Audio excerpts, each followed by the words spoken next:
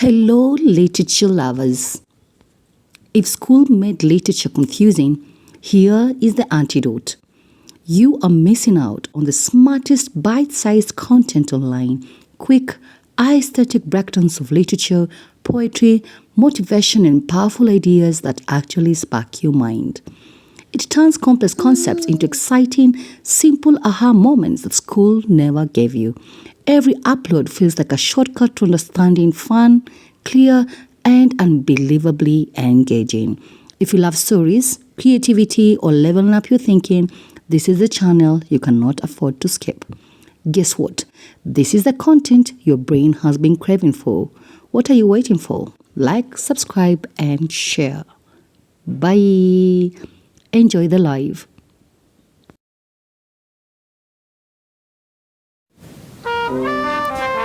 Hello, literature lovers. Family Fragile, Yin and Yang by Odilia Wakesho Mwamburi.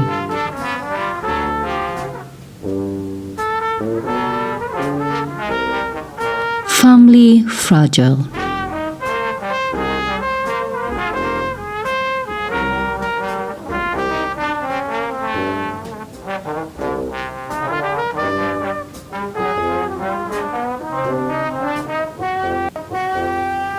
In the yin-yangs of the current gentle sway lies our fragile moment of bravery that family echoes.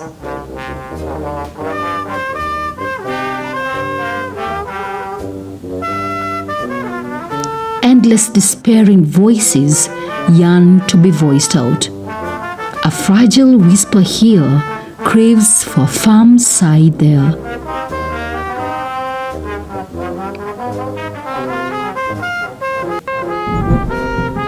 Our shadows sharply visible in the flickering light, awaiting a flaring light to brighten our smiles.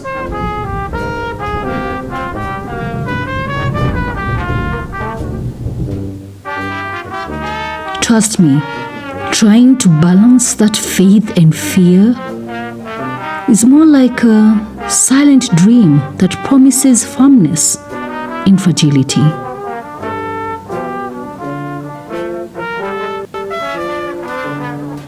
Guess what? Though we might be held softly in time's delicate clasp, we shall still stand with our fragile truth yet firm in its grasp.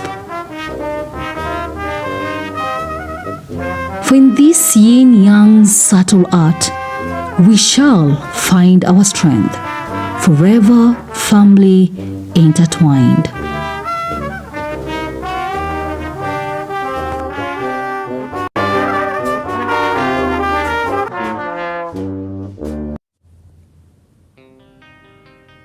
Are you a literature lover? Are you tired of reading literature that does not resonate with our time?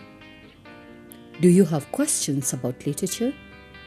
If so, welcome to the podcast, My Two Cents Worth with Odilia Wakesho Mwamburi, the platform that discusses literature in relation to our times. I am uniquely Kenyan and relevantly African. Hence my focus, African literature. This is a continuation on the series Lest We Forget, a recognition of COVID-19 pandemic poetry in Kenya. Please listen till the end. You will definitely have food for thought. Let us sail in. It is crucial to note that COVID-19 pandemic implored us to think and rethink the many things we took for granted. This episode aims to make us reflect and look at the world around us in order to realize what we used to take for granted.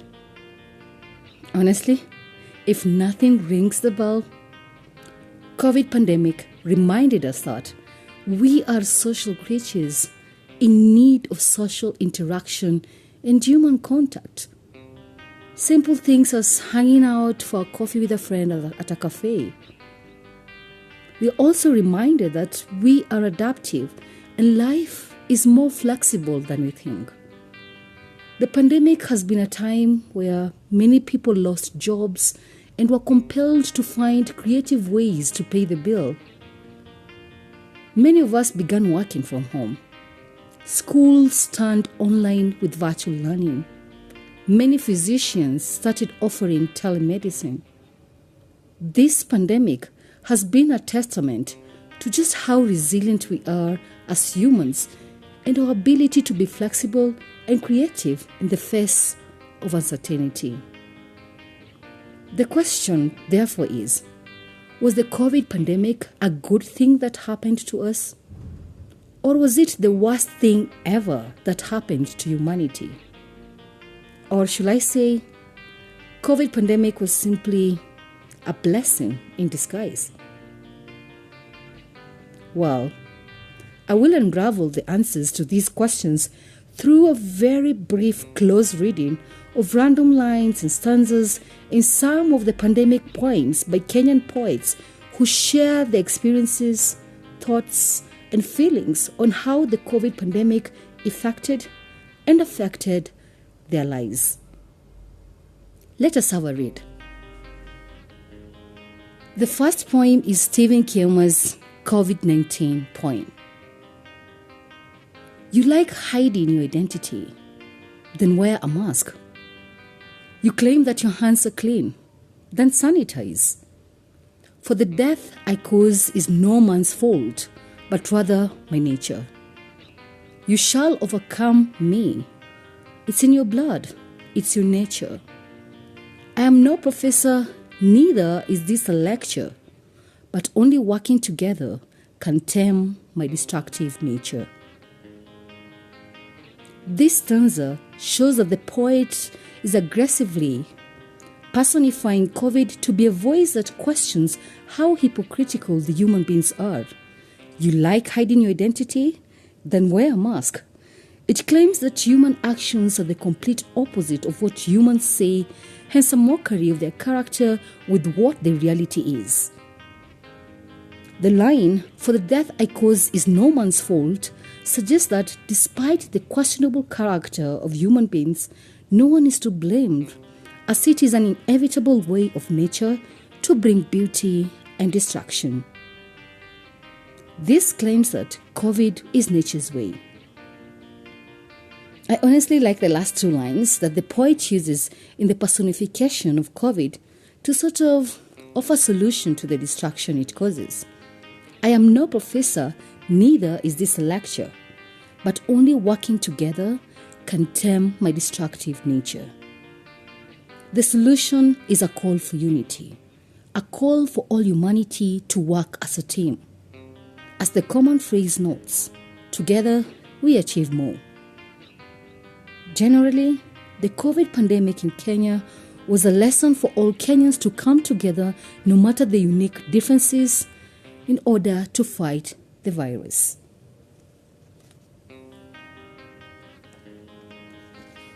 The second poem is Esther Wanjiru Kiungu's The Depths Are a Dungeon. The depths are a dungeon. The depths are a dungeon, drowning out the voice of laughter, stifling emotion, crushing hope. Wanjiru puts forth in her poem that all Kenyans became trapped into their homes with no escape but to stay at home for survival. The repetition of the line, "The depths are a dungeon," is an emphasis of the aftermath of the COVID pandemic. The entrapment levels of depression amongst many Kenyans, of course we all recall, our government directives on coronavirus, the presidential address on enhanced measures in response to the COVID-19 pandemic, the legal public health notices on COVID-19 restriction of movement of persons and related measures. Lest we forget, the state interventions to cushion Kenyans against the economic effects of COVID-19. All in all these are termed by the poet as the dungeon. Many, if not all Kenyans were in. The COVID pandemic took away the little things that used to amount to be a source of joy. But now, they are slowly becoming diminished. The pandemic suppressed every human sense of emotion and threw each and every one of us into a space of hopelessness about the present and the future. Hence the lines, drowning out the voice of laughter, stifling emotion, crushing hope. The third poem is COVID-19 and Our Humanity by Henry Indagasi. The choice we hear is stark. If you don't like wearing a mask, you will hate wearing a ventilator if you're lucky to get a bed in the ICU. The lines herein signify in all earnest how the pandemic quickly brought in a new way of life. The poet Indagasi purposely uses the second person pronoun you to convey the demanding nature of COVID. The poem paints COVID-19 as an unwelcomed guest who comes into someone's home, and instead of being like any typical visitor, it simply bosses people around and does whatever it feels like, making the owners feel devastated. This is actually what the poem is about. It continues on the other stanzas, highlighting various changes that COVID brought, from family members not being able to interact or visit each other, speaking of how we automatically became conscious not to visit our long-lived parents back in our villages or visit our newborn babies, as we might infect them with the coronavirus, a way of protecting their immunity from being tampered with. Just so sad, right? The lines, with its birthplace in China, this cruel but invisible enemy started blowing like a storm across the globe. A cyclone, a hurricane, a typhoon rolled into one. And here it is. It has come to Kenya, with Nairobi as the epicenter, and the city in the sun has been under lockdown. It's never us, they say, until it is us. Indagasi uses visual imagery to create a portrait of how cruel yet invisible the coronavirus was. The fusion of a simile like a storm and the metaphors cyclone, hurricane, typhoon all describe the appalling, horrifying nature of COVID pandemic upon the human beings, upon Kenyans. It is prudent to put forth that the poet powerfully yet passionately uses impeccable diction to gruel us into reflecting on how the pandemic forced us to appreciate the value of human connection in whatever facet of life we are connected. It also reminds us of how family-oriented we are. Yeah, be it you're a newly born baby, a young person, or an old person, we all need that test of human connection. The fourth poem is The Remnant by Mureithi Burton.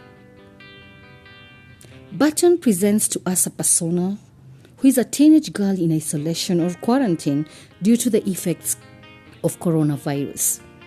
The lines, "My smile fades into thinness, casting shadows of fear around. Hot waves of sorrow beat, the little hope enshrined in my weakening mind." The lines posit a once joy-filled, hopeful girl dwindling in fear and disillusionment. But said to stay home kept me safe from a double tragedy and pangs of teenage delinquency glaring at me. A glad remnant I remain, to tell a story of a season that was to wipe me away. These lines are emotionally provoking us to remind us of the many teenage girls who fell prey to sexual predators that take advantage of young girls. I like how the persona consoles herself, saying that despite the horrid coronavirus effect of being confined at home, she is somewhat grateful that being confined at home has shielded her from the teenage delinquency. By this, we recall the news report about the rise of teenage pregnancies linked to the COVID-19 lockdown. Do you remember all those news? The poem portrays COVID-19 pandemic as a reflection of the bitter reality that many young teenage girls faced at that time. So sad.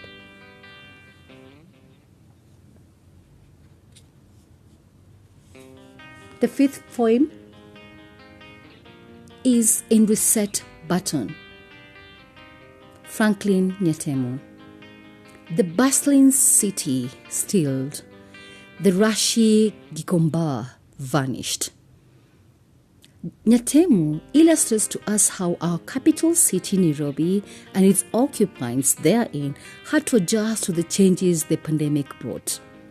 The poem's title, In Reset Button, signifies a dire need for all the Kenyans to quickly adapt to the new look of life in order to survive the trying economic times. The once busy city is now empty. The once noisy Gikomba market is no longer there. Every ounce of the economy was greatly affected during this time. Of course, the city and the market provided sustainability for family, but now all these are absent. Reset Button. Last but not least is the poem Hold On by Betty Nduko. Hold on, my dear, never let go. Amidst the fear, panic and isolation, and sometimes death, hold on, for every storm, calmness. It's just like this last poem, and I've done it intentionally because it's more like a relief of hope, a relief of what we had gone through, of course, mentioning our experiences and our thoughts about how COVID pandemic affected us. But this poem of Hold On, it reminds us that there's a gasp of hope to humanity amidst the pandemic that people faced. And yes, we appreciate the fact that the pandemic made people more anxious, troubled, disquieted, and afraid. But with all these, the persona in the poem affirms us to be hopeful for a new dawn, hopeful to see light at the end of this dark tunnel. And predictions of doom come to pass. And we, from cough to sneeze, and headache to suffocated stillness, only silently declaring our solitude. These lines challenge us into seeing beyond the complications and be bold to fight the coronavirus. As soon and very soon, the better, bright days are yet to come. Oops, oh my goodness. I have just subconsciously echoed Sauti Sol's song, Brighter Days Are Yet to Come. Well, you can have a listen to that song. Such a lovely one. Anyways, here we are, post-COVID. In reflection, we have soldiered on with life. Thank God. By the way, just a quick one. For your further learning, go and read Timothy Wagusa's pandemic poem titled The Side Benefits of Corona. Wow. This will enable you to see the pros of the pandemic, how it brought sighs of relief in families, not to mention the rekindled marriage as a wife rejoices over her husband coming back, the joys of baby boom as families celebrate newborn babies, the refurbished self-identity in relationships, and of course, many more. All these were the side benefits. Now give me your answer, my dear literature lovers. Was the COVID pandemic a good thing that happened to us? Or was it the worst thing that ever happened to humanity? Or should I still say COVID pandemic was simply a blessing in disguise? That's the end of the series, and that's all I have for you today. Kindly subscribe and share this podcast with your family and friends. See you when you see me. Bye.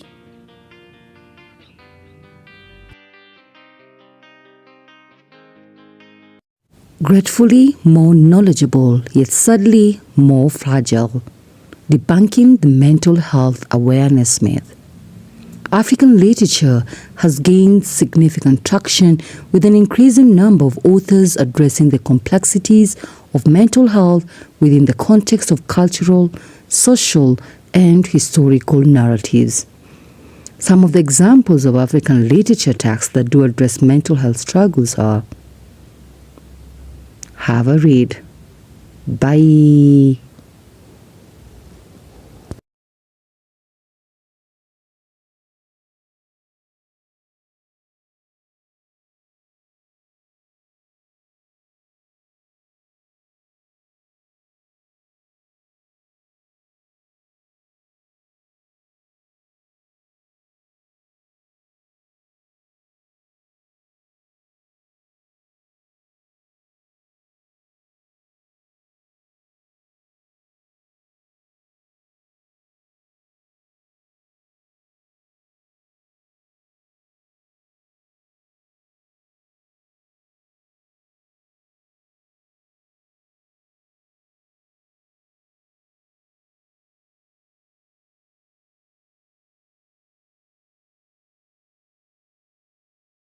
We commence this book review with our very own legendary Kenyan writer.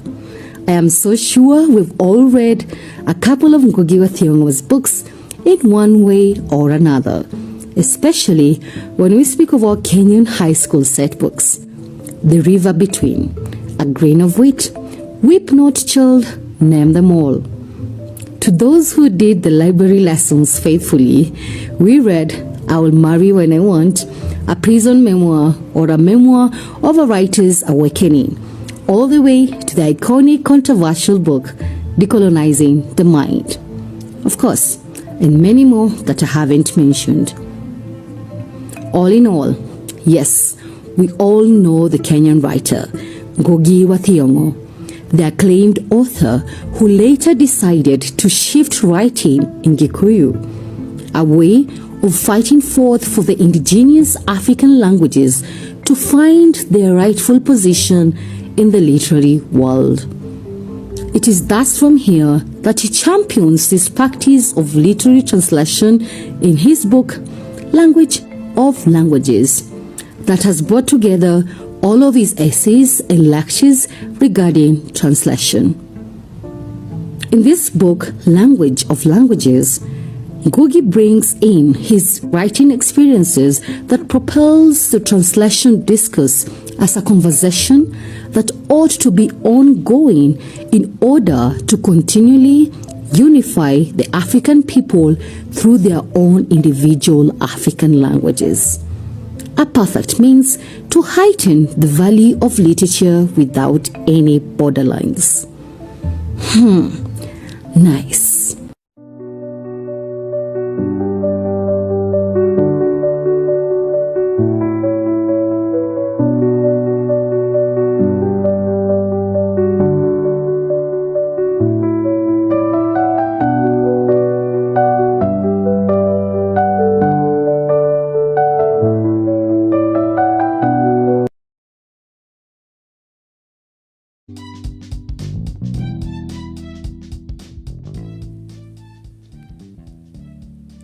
Are you a literature lover?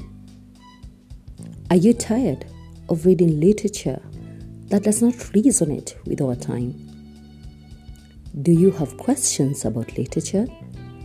If so, welcome to the podcast My Two Cents Worth with Odilia Wakesho Wambori, the platform that discusses literature in relation to our times. I am uniquely Kenyan and relevantly African, hence my focus, African literature. In this video, I will be highlighting that the concept of women liberation is still an illusion in today's Africa. Hence, deception has been used as a tool of defense. A candid reality check. Please listen till the end. You will definitely have Food for thought. Let us listen.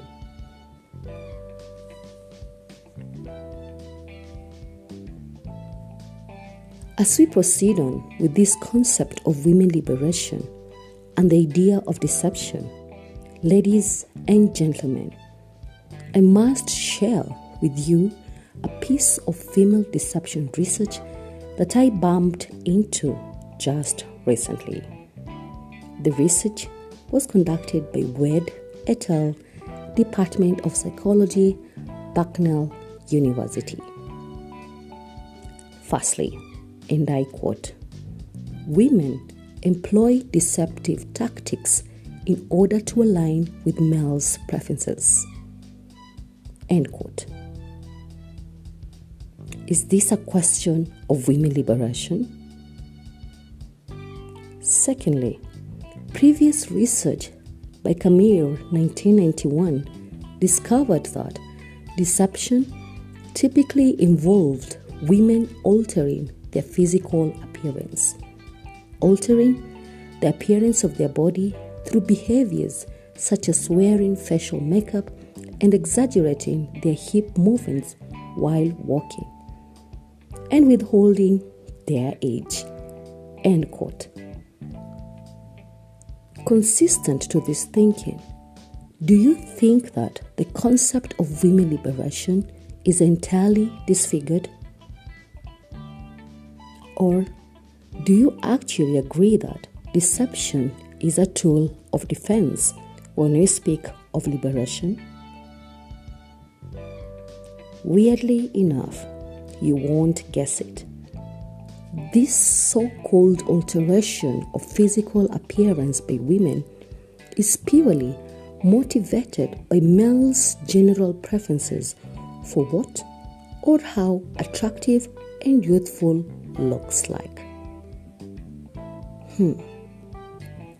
A moment to take some gasp of air.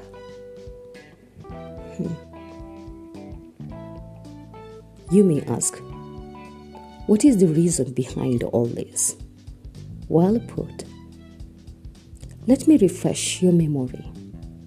My proposition is the concept of women liberation is still an illusion in today's Africa. I then put forth that the reason for this is that deception has been used as a tool of defense by women in putting a facade of how well they are happily living. A perfect picture of their utopian families, right? This is where I welcome you in, my dearest listener. Kindly take a quick look down your memory lane or backtrack the stories you have heard on the countable ways of how women really are taking on deception. Please share some of them here on the comment section below. I'll be waiting to read them. Oh, I have just remembered. Have you watched the Kenyan series Single Kiasi? I bet you should. This will really make you empathize with what we women go through in order to fulfill some socioeconomic and cultural expectations. Therefore, we seek after deception to shield us from the misconception of quote-unquote playing victims. Right. As a food for thought, let me quickly highlight to you the main reality checks of deception and question form. Then you may go on and explore more within your own context. Number 1 is financial deception. How many a times do you see our young women falling into the den of soft life? Running after the deceptive way of living. A call to recall the aforementioned. The reality of financial capacitation all factors held constant is something that will significantly liberate the 21st century African woman. Number 2, self-deception. How often do you see older women, better yet, career women, opt to be in pursuit of ticking the boxes for societal norms in order to fit the bill of a perfect, successful woman? This is a deceptive self-thinking, a construed thought that is downright self-swindling into believing this woman is not enough. What do you think? Once again, please add more deceptive measures by women in the comment section below. In summation, I think it is evident enough to state that although we do appreciate how far we have come on matters women liberation, we must also take note that unless we change this new wave of massive feminist movement that is clearly full of malicious competition against the male gender, we will definitely become our own enemy of liberation. Honestly, I do acknowledge some of our contemporary writers of postmodern African texts that continually seek to highlight the modern woman under the context of our today's Africa. A quick reference is in the novel Confessions of Nairobi Women by Joan Thatia, a book that unfolds a candid look into the life of a Nairobi woman today, the societal pressures, the deceptiveness, the decisions she faces, and the consequences that follow. Have a read on it. It is thus high time to reconsider, to retrace our footing, to recollect our individual selves in deliberately defining what the concept of women liberation really means. And it is in so doing that we will actually experience the ultimate liberation. That's all I have for you today. Kindly subscribe and share this podcast with your family and friends. Thank you and see you next time. Bye.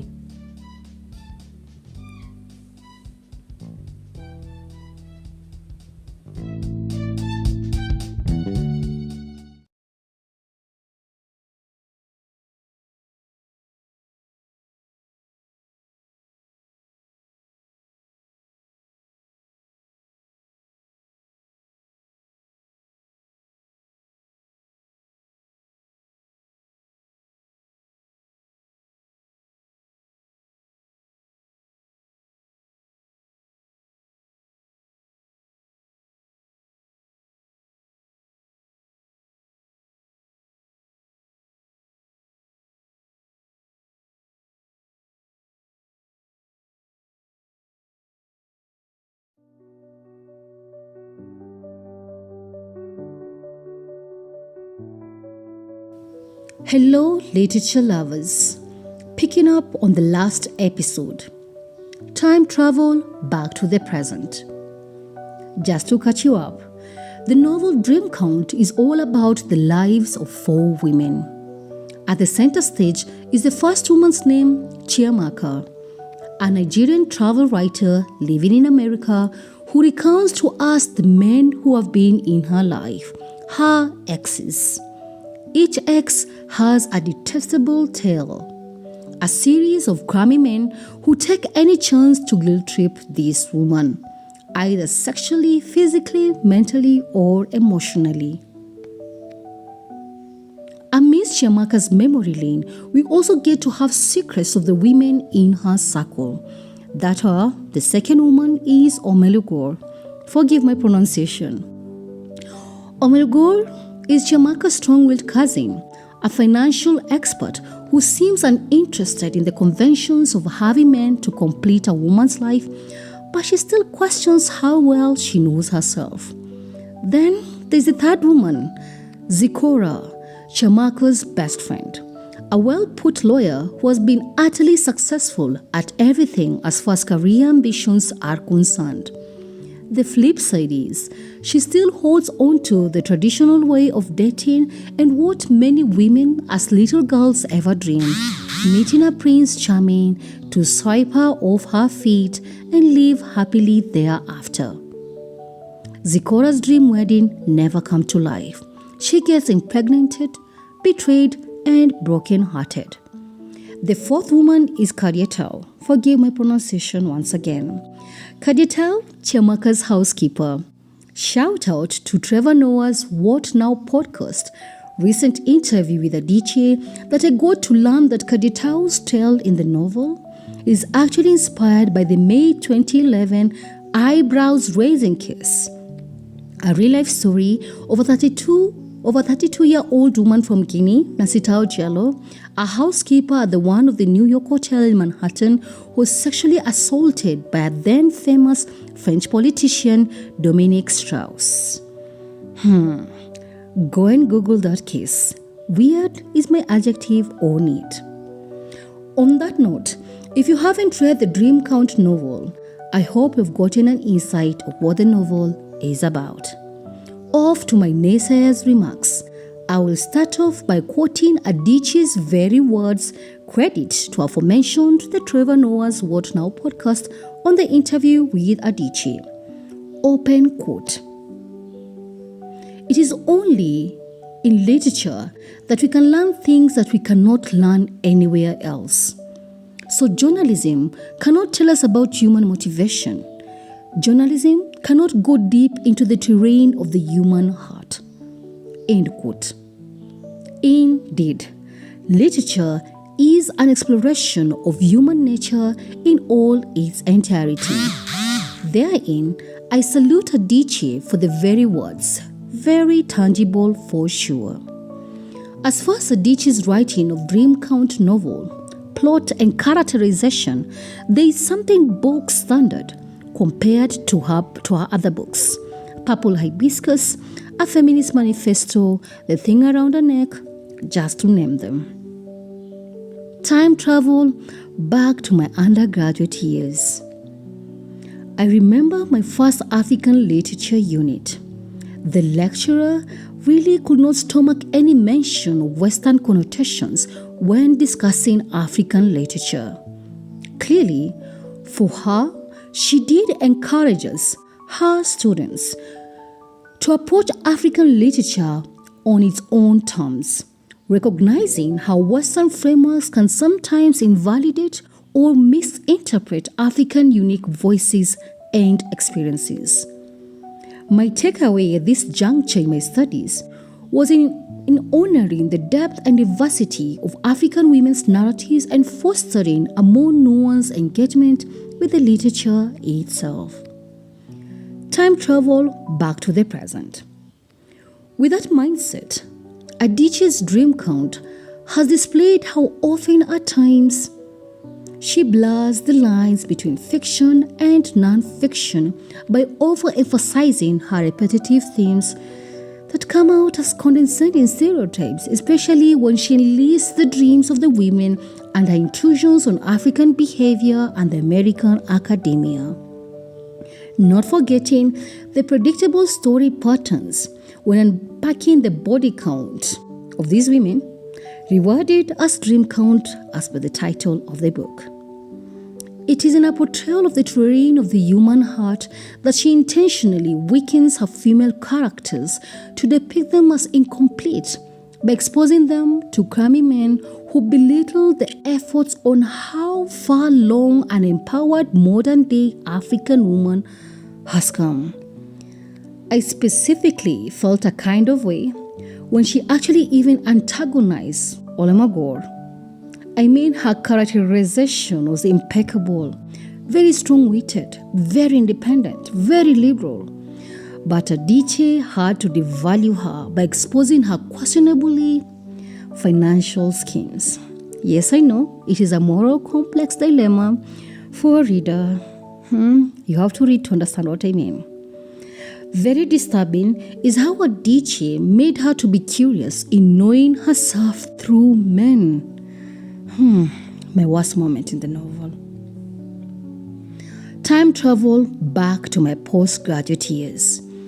I vividly recall my lectures on women writing in Africa by Dr. Mushiri and comparative studies of African literature by Dr. Musonye, where in the former, I got to curiously explore the significant contributions and diverse perspectives offered by women writers in various genres, be it poetry, prose, or drama, as they unnervingly convey themes of patriarchy, feminism, and social change, frequently addressing issues such as domestic struggles and the interplay between modernity and tradition, thus enriching the literary landscape that invites broader conversations about African women. Oh, how I enjoyed such lectures. While in the latter, I richly got intellectually challenged on examining cross-border influences on notable themes such as postcolonialism, migration, and globalization that are analyzed through a comparative lens, encouraging dialogues that transcend national boundaries and reflect the continent's diverse voices. I miss such grueling sessions. Anyway, time travel back to the present once again, for the last time I promise. In this Dream Count novel, yes, granted, the women's issues are still and will still be a worthwhile matter decades from now. Yes, granted, America is still aspirational, right? Oh my, Adichie's famous repetitive theme of American dream. I'm so tired of it. I had enough of it with Akuna in the novel The Thing Around Her Neck, a Nigerian woman who wins a visa lottery and goes to live with her uncle in America. This very uncle molested her, forcing this Akuna to get a deep dive into the American scene. I had enough of the American dream with Ifeoma and Obiora in Purple Hibiscus, where the characters migrate to the US for better opportunities, highlighting the complexities of the allure of a perceived better life, the American dream. Yes, granted, her authorial intent is concise, especially on matters women's romance and dependency, granted. Notwithstanding, if I may, candidly speaking, in our contemporary society, it's not anymore about the women crying out for help. I mean, we women have the mantle now. A good example is Omale Gore, Chiamaka's Nigerian cousin. Her introspective characterization is very brash. I know you guessed by now she's my top best female character in the Dream Count novel. I think it is high time we do recognize that blame shifting the society or societal expectations is a bit uncalled for, right? We have now gradually broken the norm. It is thus time for us to call a spade a spade. Such a hackneyed phrase. And say strongly that it is our own self-deception. As far as Adichie's Dream Count intent, I want to believe her authorial intrusions speak volumes, which sets the stage for any reader, specifically for someone like me, her diehard fan, to question how predisposed ideals, both as a fiction writer and non-fiction writer. Alright. But where is the fine line? On matters aspirational America, rather, the repetitive American dream theme in Adichie's world of writing, I would love to know how worthy of admiration, how creditable, how achievable this is now, with the looming disillusionment. Currently speaking, pause, you know what I mean. I beg to be pardoned as I curiously ask, is the American dream still a fact or an illusion? Another hackneyed phrase in the form of a question. All in all, that's my Nace's critique of the Dream Count novel. Don't get me wrong, it is a good read, but not my cup of tea this time round. I pose a challenge to anyone who might be having contradicting opinions of the novel to spew some brilliance brilliantly for me to get convinced. That's all I have for you today. Kindly subscribe and share this podcast with your family and friends. See you when you hear me. Bye.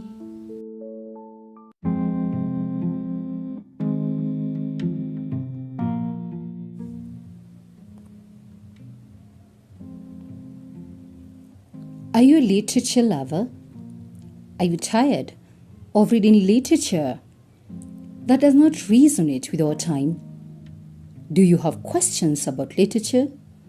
If so, welcome to the podcast My Two Cents Worth with Odilia Wakesho Mwamburi, the platform that discusses literature in relation to our times. I am uniquely Kenyan and relevantly African, hence my focus, African literature. This is a series on the ideal masterpiece of a popular text. Episode 1, The Prelude. Please listen till the end. You will definitely have food for thought. Let us sail in. Let me confess, I recently did some decluttering, and guess what? I chanced upon an assignment from the unit Popular Literature. You guessed it right. This series is an inspiration from it. Let's get started with the prelude. Here we go. Mark Haddon states, "Reading is a conversation. All books talk, but a good book listens as well." End quote. Many a times we get entangled into reading a book that appeals to our instincts as the author talks to us. However, have we ever bothered to read a book that not only talks but also listens as well? Don't act surprised. There are such books, by the way. Popular texts, as naysayers deem them, junk books, are the kind that talk and listen to the readers. Weird enough, we readers tend to be entwined into reading the same conventional books that only talk, as reflected by their language use, literary style, themes, their build-up of plot and characters. And honestly, they somewhat bore us to unspeakable levels, hence making us to fall into a reading slump. Right? I presume it is high time we test the waters on the other end. Just a quick context. Popular literature is a written work that is intended to be read by a mass audience. It is a type of literature written for the everyday person. It is informal in nature in both tone and scope, as it does not deal with abstract problems. Rather, it puts moral principles, common sense ideas, and values as its base. Key thing to note is that popular literature is written for people to read what other people have written, with the sole purpose of not only entertainment, but also expanding the readership horizons. What makes popular literature to stand out is its uniqueness in content. The content does not simply follow what is considered to be literary in the traditional sense.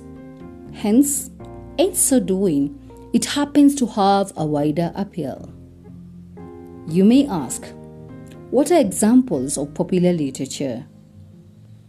Okay, they include romance novels, science fiction, fantasy novels, mystery and thriller novels, and young adult literature, etc.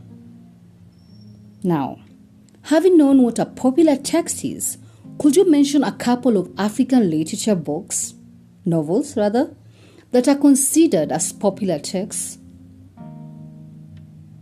Anyone to point them out? Give a try.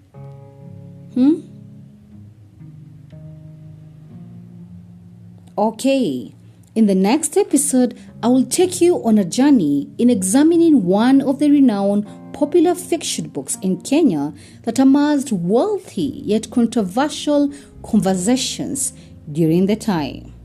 You must be in the lookout for this next episode. It will be a pot boiler.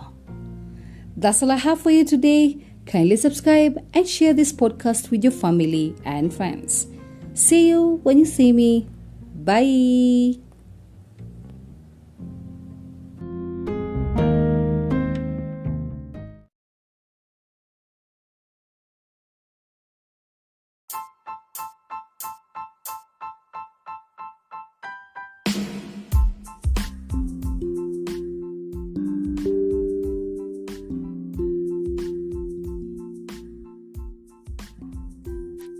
Are you a literature lover? Are you tired of reading literature that does not resonate with our times? Do you have questions about literature? If so, welcome to the podcast, My Two Cents Worth with Odilia Wakesho Mombore, the platform that discusses literature in relation to our times. I'm a professional English and literature teacher with a master's in literature. Critiquing literature is my passion. To put it into perspective, I am uniquely Kenyan and relevantly African, hence my focus, African literature. In this video, I'll be doing a preamble by sharing my thoughts and opinions on what really is literature that is relevant to the understanding of questions of our age. I'll put emphasis on the keywords literature, relevance, and questions of our age. Please listen till the end, you'll definitely have food for thought. Let us sail in. To begin with, my focus, as mentioned, is on African literature. How many of us can really define what African literature is? Of course, on the surface, many say it is literature that is written by Africans and characterizes, open quote, the oral and written forms that uses beauty to communicate important truths of a society, end quote. Great. I, however, want to state quite distinctly that African literature is literature that goes beyond the borders of nationality, ethnicity, and geography, but one that is universal, yet appealing to the personal depths of inner self. In this definition, I therefore set aside the idea of looking and expressing important truths of a society from a group perspective, rather from an individual perspective. An individual who at the sound of these words will make a deliberate effort to be vulnerable, yet open-minded, to view and read literature as an ordinary everyday language in expressing their pessimistic ideologies of life with an optimistic challenge to live freely by reaffirming a sense of self. Secondly, relevance. The relevance herein connotes to the aspect of one reading literature and getting packed up by ideas, insights, expressions, feelings, attitudes that are purely and relevantly African. The relevance herein acts as a call to action to appreciate and embrace what is uniquely us and about us. Lastly, questions of our age. I'll make use of some of African literature works, either a novel or a poem from renowned authors, to enthuse us, to picture, to imagine, to feel, to listen, or try to get a grip on the issues and concerns about our age.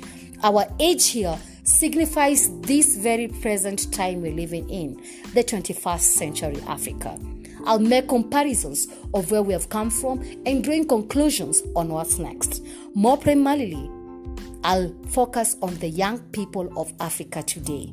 Notably, young in this context is fluid in nature, hence immeasurable within the parameters of age.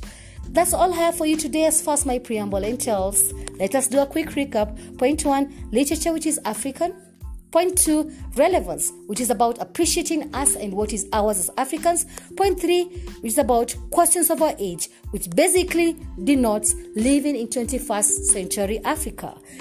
Kindly subscribe and share this podcast with your family and friends. Thank you and see you next Saturday.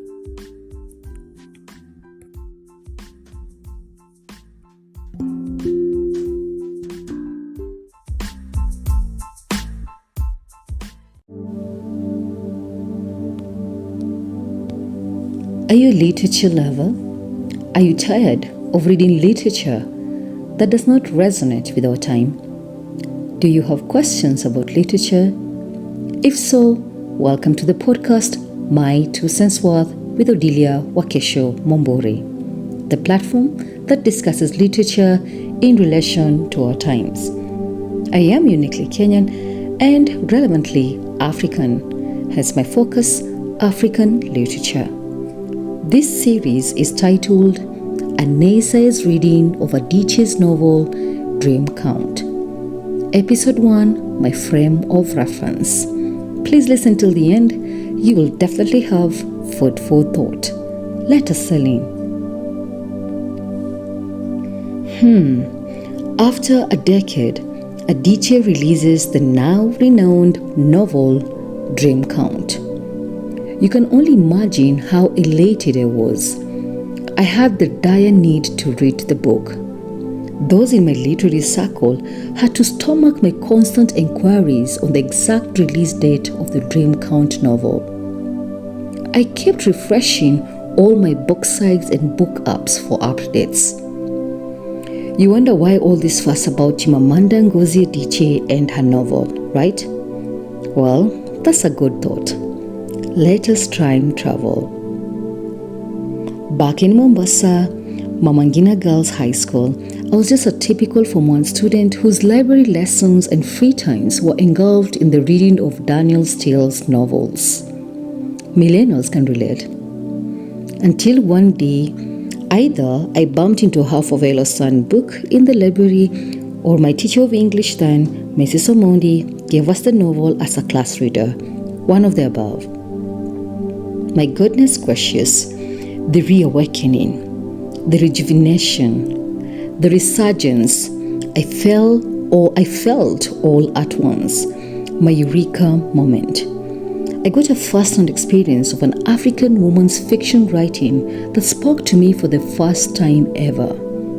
At the moment, Adichie's vivid use of language and images in Half of a Yellow Sun created a kind of unfathomed curiosity beyond Danielle Steele's world.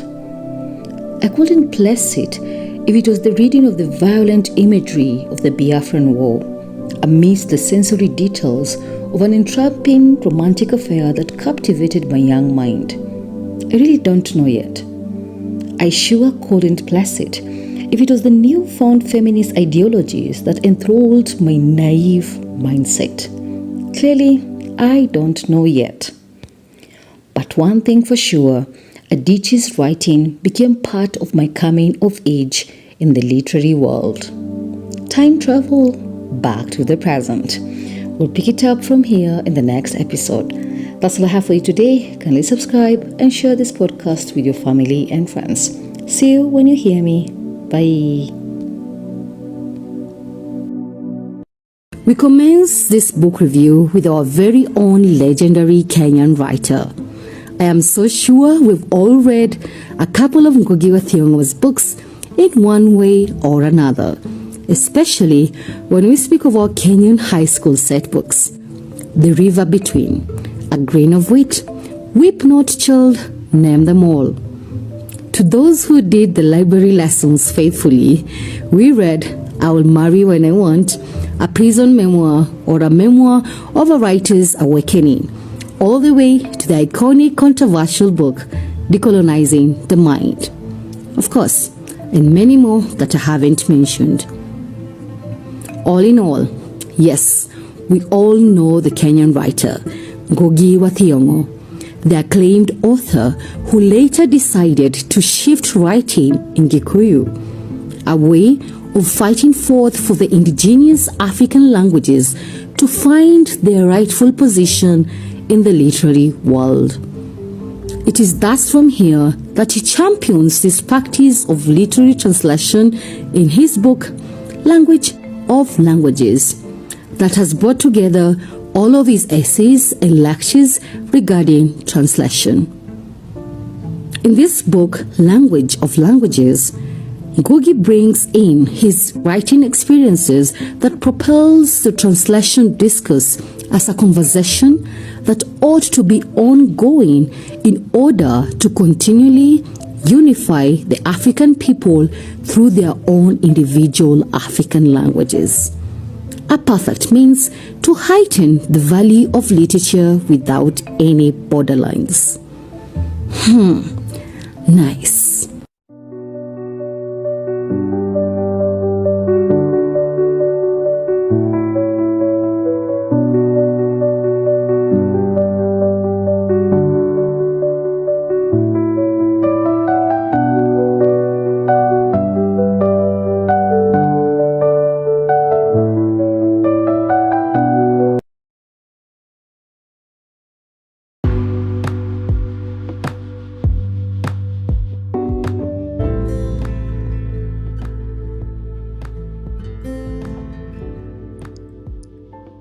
Hello, literature lovers. This is a continuation of the topic Tracing Our Footsteps in African Literature. I will cover the second footstep, colonial period. Please listen till the end. You'll definitely have food for thought. Let us dive in. The second footstep is the colonial period. In Lemon's definition, colonialism is where a superior nation or country takes governorship of another country through the use of power and control. Interestingly, the history of colonialism began decades ago during the times of ancient Greece, ancient Rome, and ancient Egypt, when they were taking popularity over the other areas. Colonialism then heightened during the Age of Discovery. It is at this time that the Portugal explorers were searching for new trade routes. African colonialism is not any different, as many countries at this time became dominated by the Europeans. It is here then that literature is shaped by, open quote, the colonial experience of direct rule and domination by the imperialist power, end quote. It was a time that is still very vivid, to some very livid, where Africa experienced several hardships in its long history that has left a strong impact on the theme of its literature. African literature this time took a different turn, where authors, poets from all the corners of the continent began writing and exploring issues on slave narratives, protests against colonization, calls for independence, African pride, and hope for the future. All these led to the rise of African resistance and rebellions of all nature to bring forth independence. Examples include Mau Mau uprising in Kenya, Maji Maji rebellion in Tanzania, Lamogi rebellion in Uganda, Malagasy uprising in Madagascar, Buso rebellion in Nigeria, Simba rebellion in Congo, Angolan War, and Algerian War, just to name a few. Being one of the most pronounced literary periods in Africa, the concept of colonization and the traumas it ingrained in African people, there are many African literary texts at anyone's disposal. Nonetheless, some of the best books that clearly and meticulously examine the colonial Africa in depth are Travels into the Interior of Africa by Mungo Park, The Scramble for Africa by Thomas Pakenham, not African though, The Will to Die by Kan Themba, Petals of Blood by Ngugi wa Thiong'o, and of course, Things Fall Apart by Chinua Achebe, just to name a few. The next video, I'll talk about the third step, the post-colonial period. Kindly subscribe and share this podcast with your family and friends. Thank you and see you next Saturday.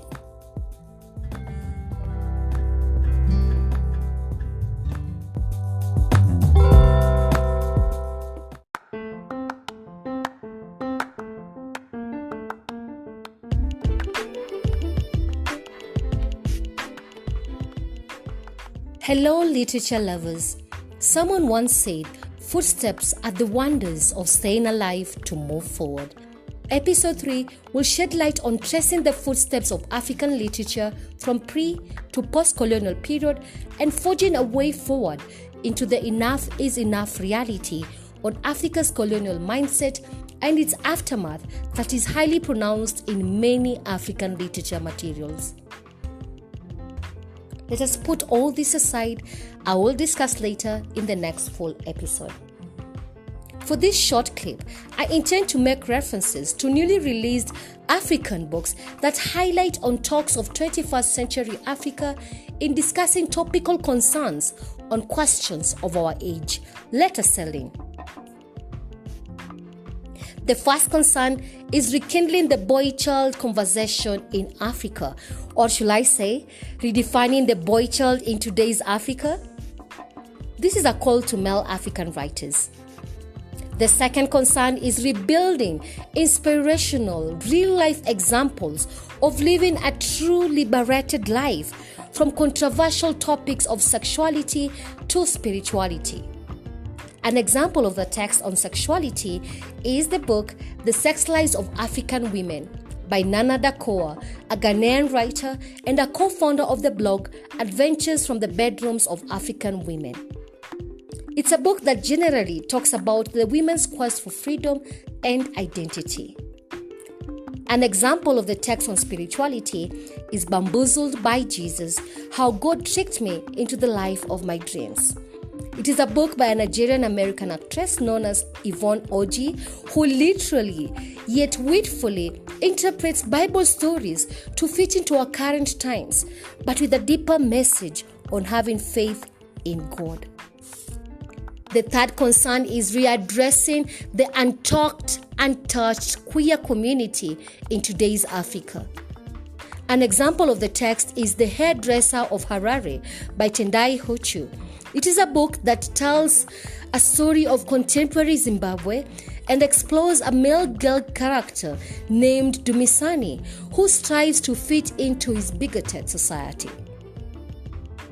Another example is the anthology of queer art from the Brittle Paper website that voices out the cries of queer individuals that we live with in our very own societies. The fourth concern is revamping the pathways to socio-economic freedom and independence of African youth from a global outlook. Example of the text is Disruption, short fiction from Africa. It is a collection of short stories by 21 authors from Africa who are exploring what it means to live in an ever-changing global conditions. My fifth concern and the last one is restructuring Africa and the concept of self. That is self-love, self-acceptance, self-identity, self-quest, and the list continues. An example of the text is a memoir, Aftershocks, by Nadia Ohusu. It is a memoir that explores the assessment of selfhood and why it really matters. That's all I have for you today. Kindly subscribe and share this podcast with your family and friends. Thank you and see you next Saturday.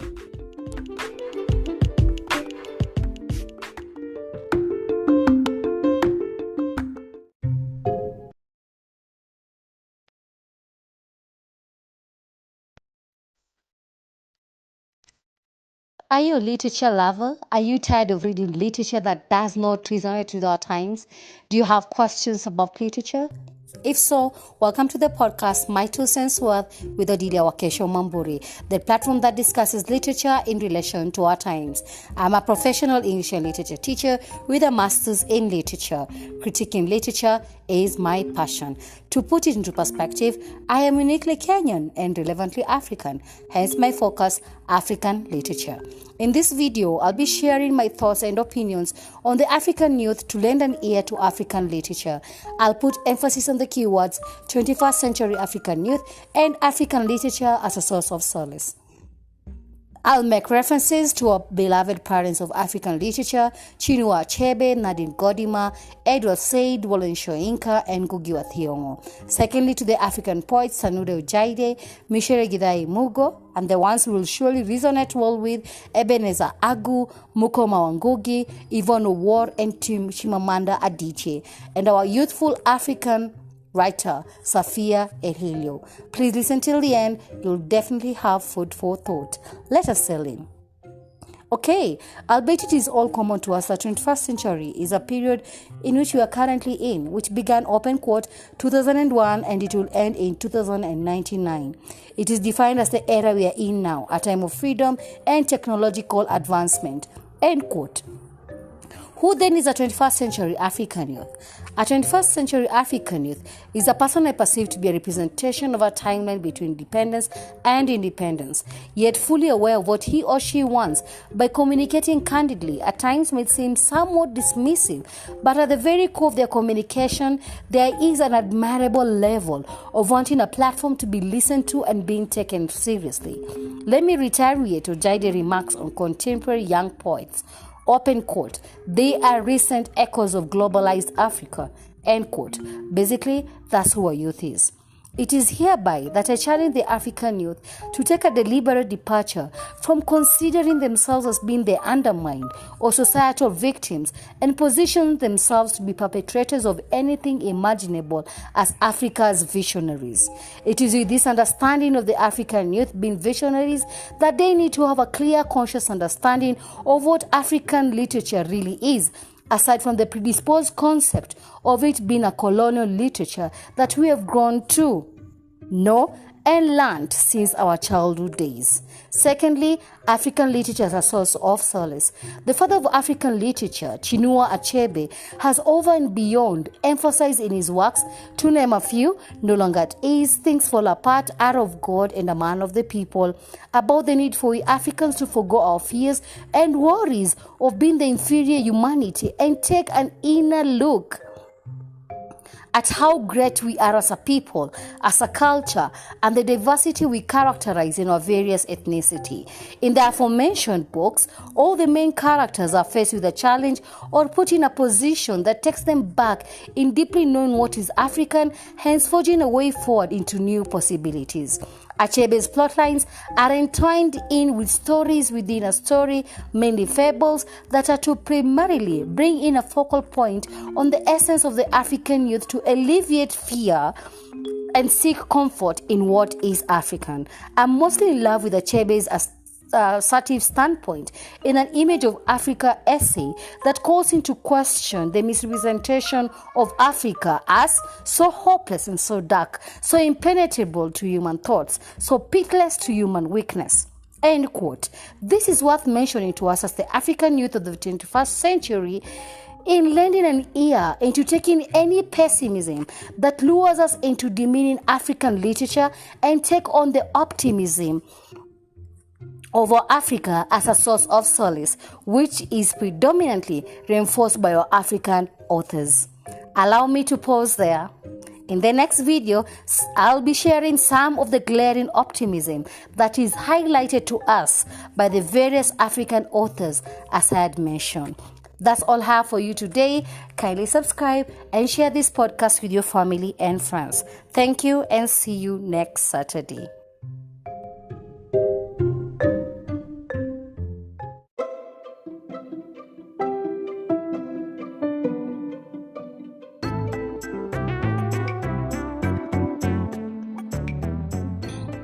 Hello, literature lovers. This is the last episode on the series Tracing the Footsteps in African Literature.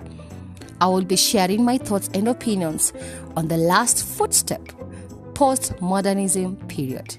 Please listen till the end. You will definitely have food for thought. Let us in. Václav Havel puts it, "We live in a world where everything is possible and almost nothing is certain."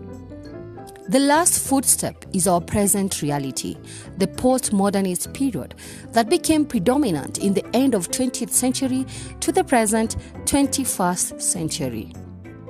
In layman's understanding, quote unquote, postmodernism is a movement that focuses on the reality of the individual and denies statements that claim to be true for all people.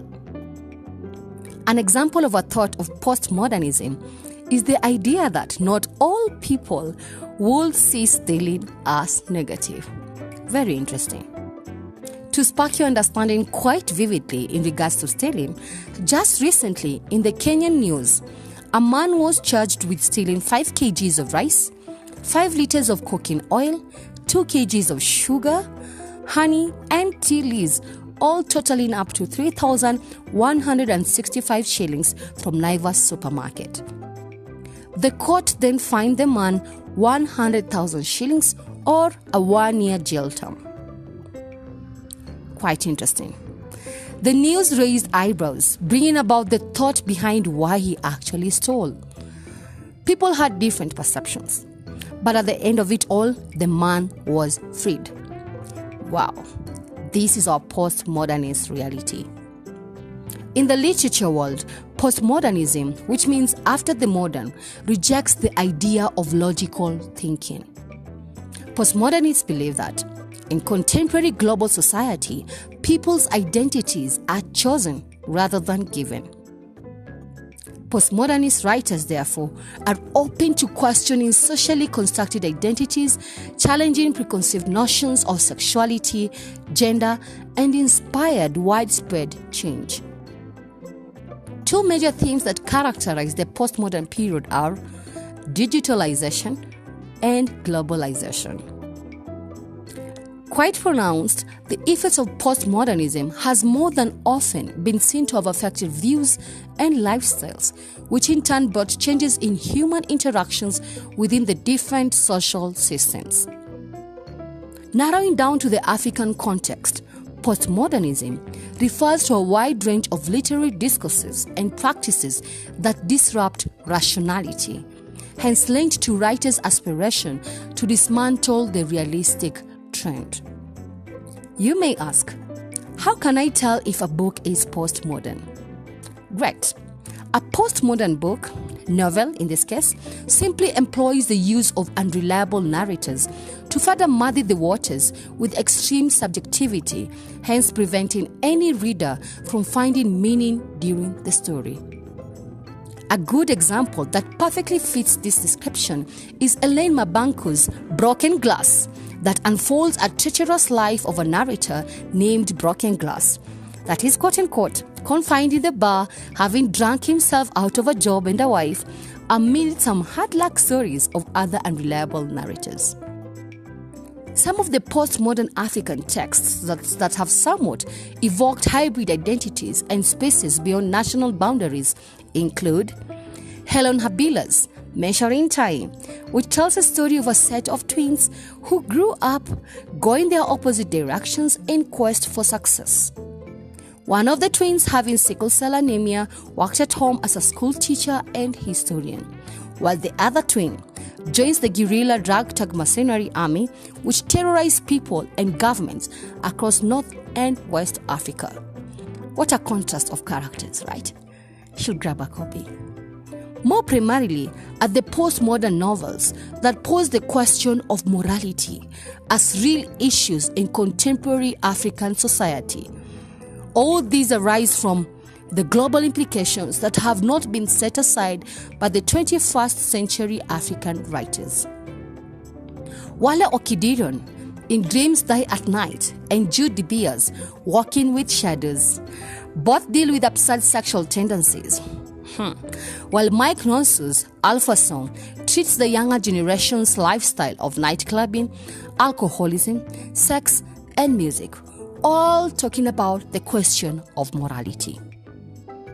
Start your search for a postmodern book and enjoy the thrilling experience that comes with it. That's all I have for you today. Kindly subscribe and share this podcast with your family and friends. Thank you and see you next Saturday.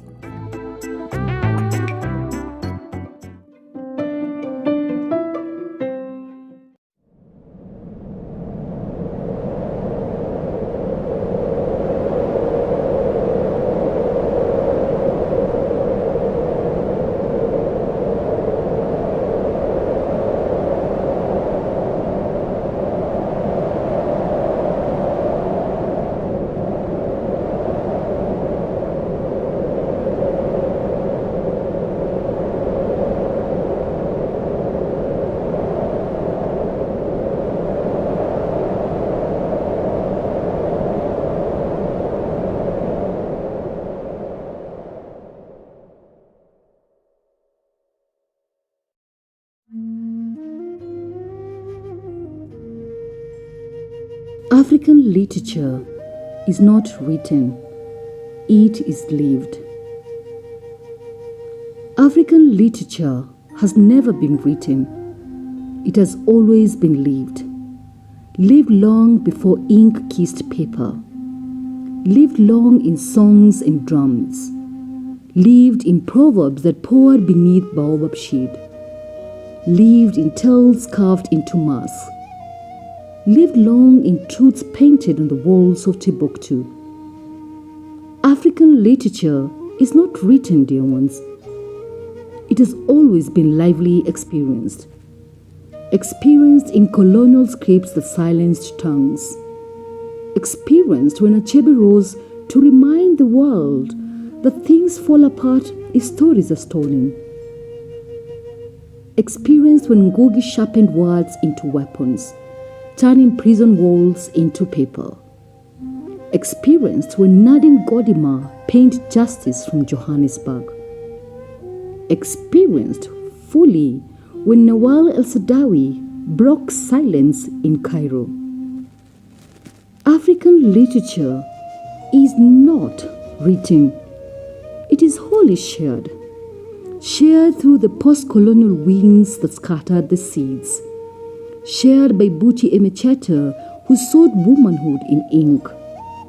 Shared by Ben Okri, who dreamed Lagos into spirit worlds. Shared by Chimamanda Adichie, who stitched tradition with tomorrow. Shared by Wasan Shire, who carried Somali skies into London light. Shared indeed by Trevor Noah, who spun South Africa's scars into laughter. African literature is not on pages. It pulses. Pulses even after it masked up in COVID silence. Pulses triumphantly on Zoom stages. Pulses in slam poets' truth over glitching screens. Pulses in novels carried in the glow of e-readers. Pulses in short stories that spread faster than the virus itself. African literature has never been written. It has been lived.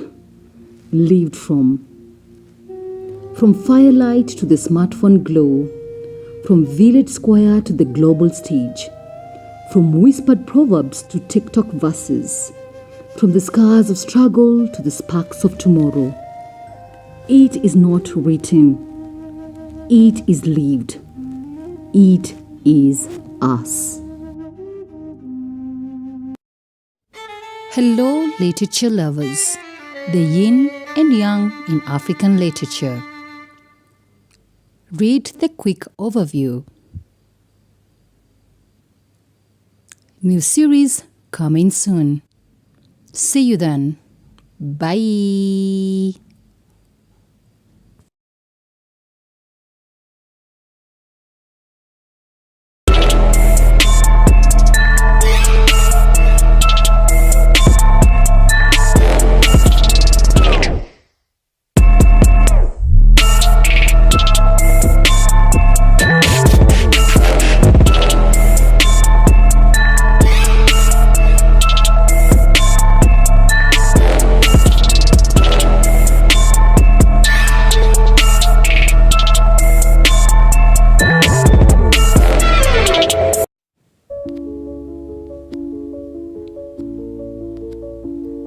Hello, literature lovers.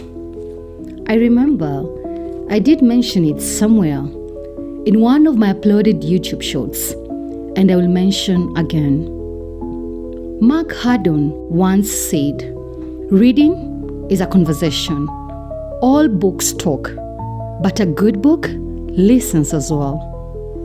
And sure, indeed, as part of Self Tradition, I usually do a collection of the books to look forward to at the start of each year. This year, 2025, I did the collection with the hashtag #BookItAway. And I'm proud to say that from that collection, there is one African novel that didn't just talk. It listened to millions of readers across the continent. It carried their silences, their struggles, their small joys. hence highly rated. That book is The Tiny Things Are Heavier, written by Esther Ifesinachi Okonkwo.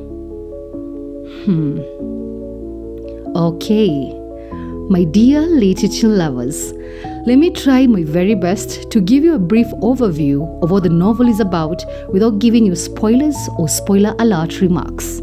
I promise I will try. The Tiny Things Are Heavier unfolds in a quiet African town where everyday life seems ordinary. But beneath that simplicity lies a web of secrets, memories, and untold pain. We meet women who hold families together while breaking inside. We meet men haunted by decisions they made long ago. And we meet children learning too early that love can be both shelter and storm. The Tiny Things Are Heavier doesn't shout, it listens. It captures the invisible burdens we carry, the unspoken grief, the suppressed dreams, and the heavy weight of small acts that change everything. Why is it highly rated, you might ask? Let me give you my 4 pick-up points. Number 1, the weight of everyday life. The title, The Tiny Things Are Heavier, doesn't just describe the story. It defines the truth of how we live. Don't we all want that? Sometimes it's not in the biggest moments that shape us. It's the quiet ones no one sees. In the novel, a mother mending her son's torn uniform by lamplight, holding together more than just fabric. A neighbor avoids eye contact while at the market, as she's carrying a secret she's buried so deep even her shadow feels heavy. A man standing by his father's grave, unable to cry because he's been told real men don't.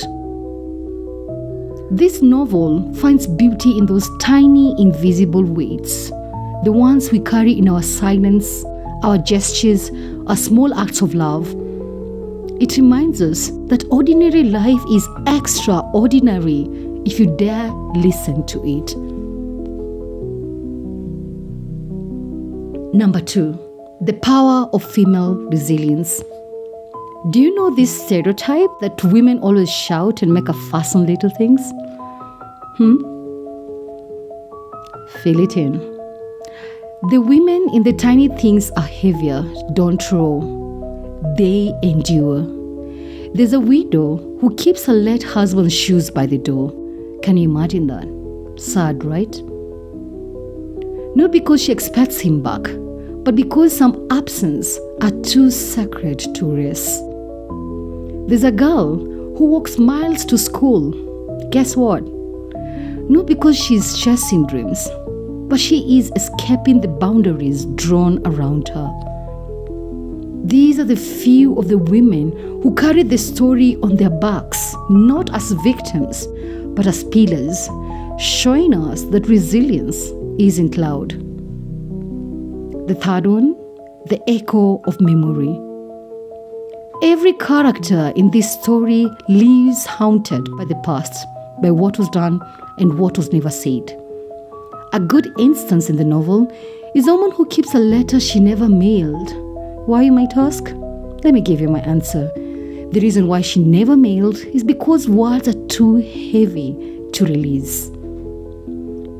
The Tiny Things Are Heavier whispers a truth we all know. The past never really leaves us. It lingers in scent, in sound, in memory.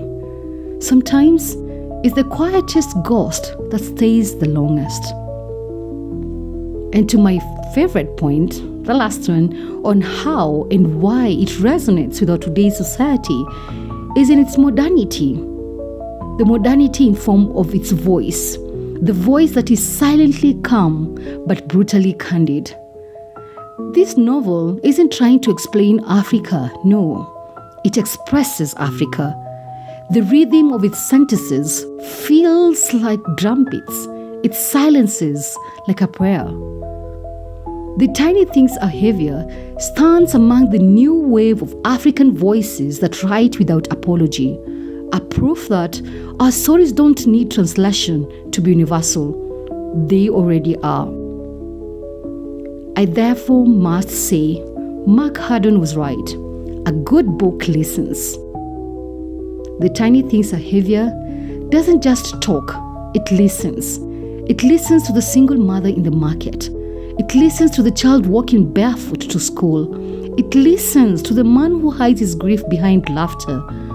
And that's why it became 2025's one of the most highly rated African novels. Not because it shouted the loudest, but because it had us the deepest. It reminded us that stories don't have to be grand to matter. They just have to be honest. I mean, honestly speaking. So if you haven't read it yet, maybe this is your sign to start a conversation with a book that truly listens. Because you know what? Sometimes the tiniest things really are the heaviest. Bye.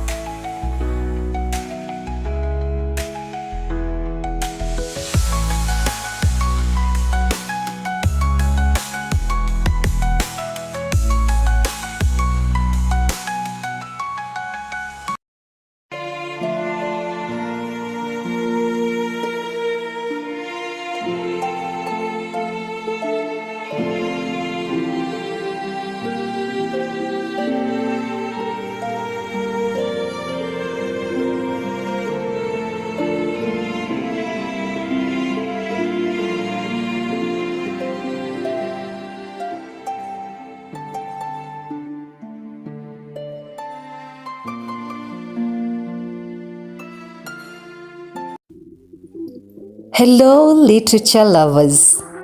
Await my next episode at this cry of the daring then daring African literature. As always, you will definitely have food for thought. See you then. Bye.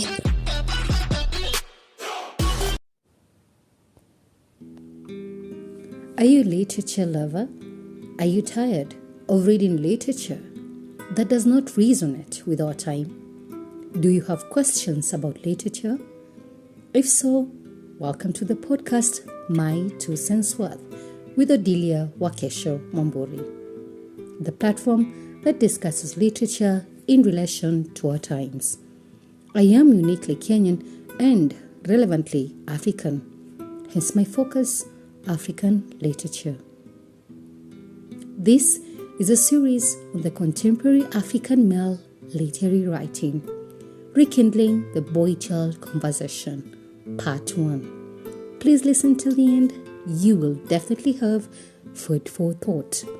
Let us settle in.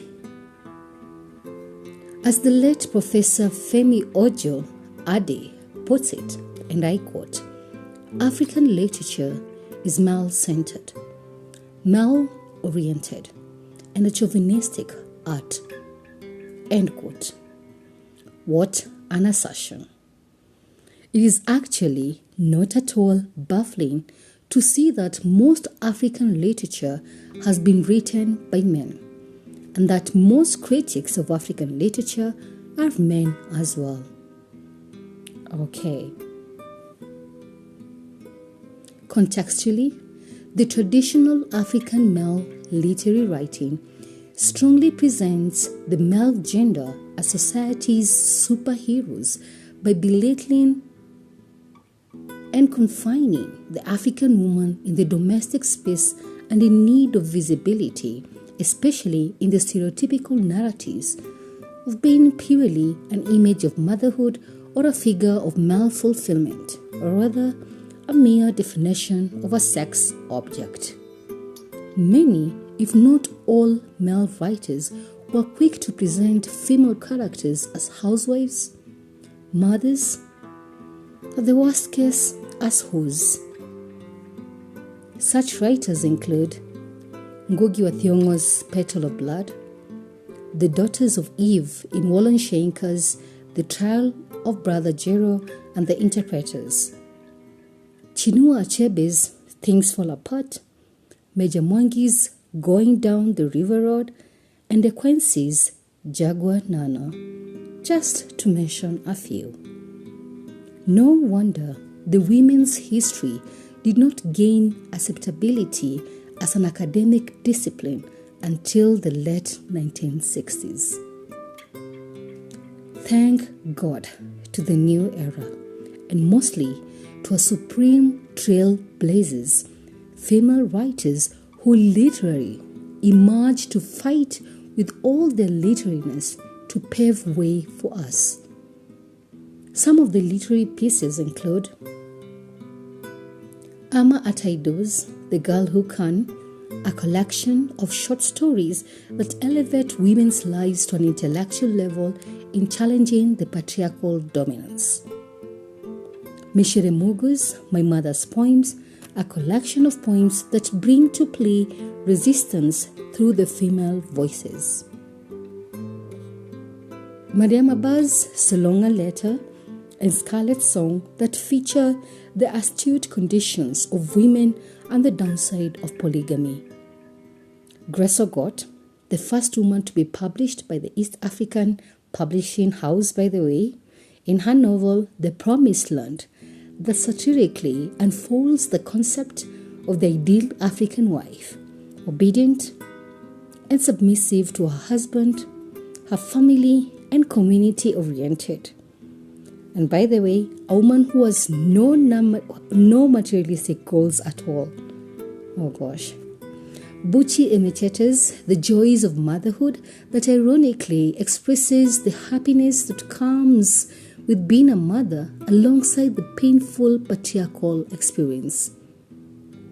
Margaret Ogola's The River and the Source that explores the 4 generations of Kenyan women, a book that won the 1995 Commonwealth Writers' Prize for Best First Book in the African region.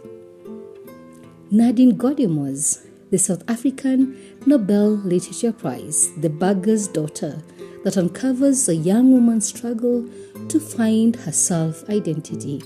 And of course, many more books written by our renowned female writers. An applause to them, actually. It is from then henceforth that the female gender assertively raised and surpassed all the set norms to seek empowerment and redefining the African woman. This is an ongoing discourse up to now.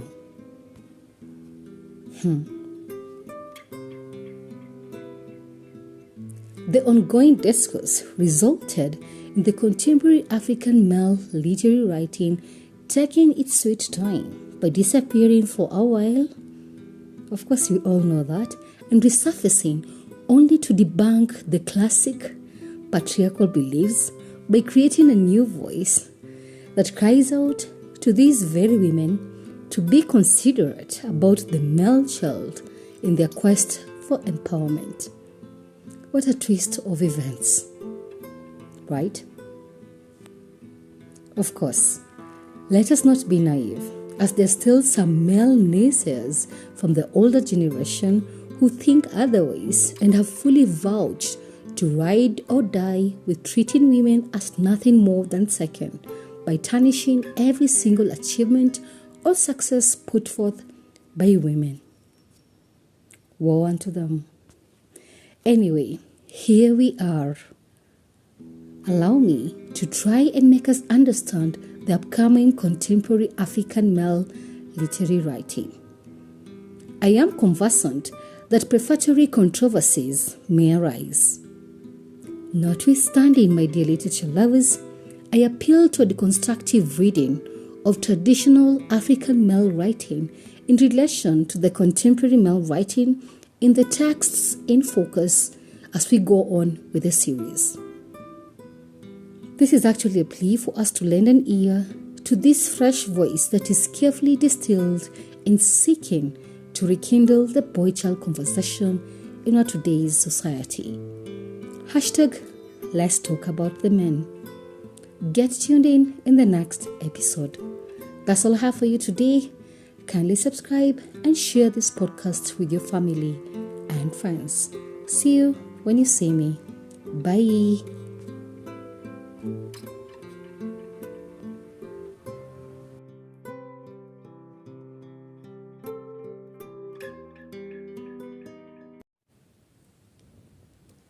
The present-day controversies of women liberation simply demonstrate that the woman in Africa is still bound to social cultural expectations, hence has no choice than to embrace deception as a tool of defense.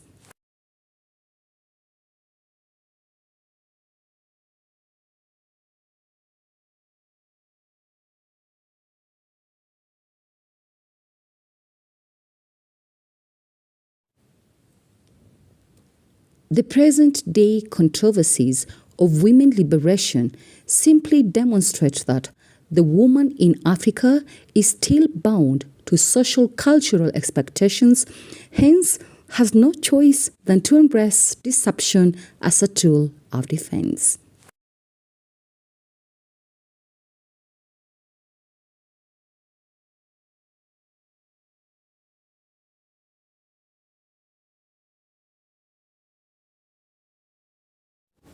Hello, literature lovers, feeling like a stuffed animal in a clamor machine. Are you a stuffed animal in a clamor machine that really gets to touch that sense of freedom to break out of the claustrophobic environment? But just at the very moment to test this freedom, you are dropped back to stagnation. What, how, and why are the questions that run through your mind. My dear literature lovers, That feeling, believe it or not, seems like a paradox, but trust me, it is the best feeling you get when you read that awesome book that constantly tries to push the villain out of you in order to save your favorite character. A moment of affective fallacy. Do you want to try and have this feeling of a stuffed animal in a clamor machine? Read the classic The Ones Walk Away from Homeless by Ursula K. Le Guin, a short story that won the 1974 Hugo Award for Best Short Story, which is given annually for a science fiction or fantasy story.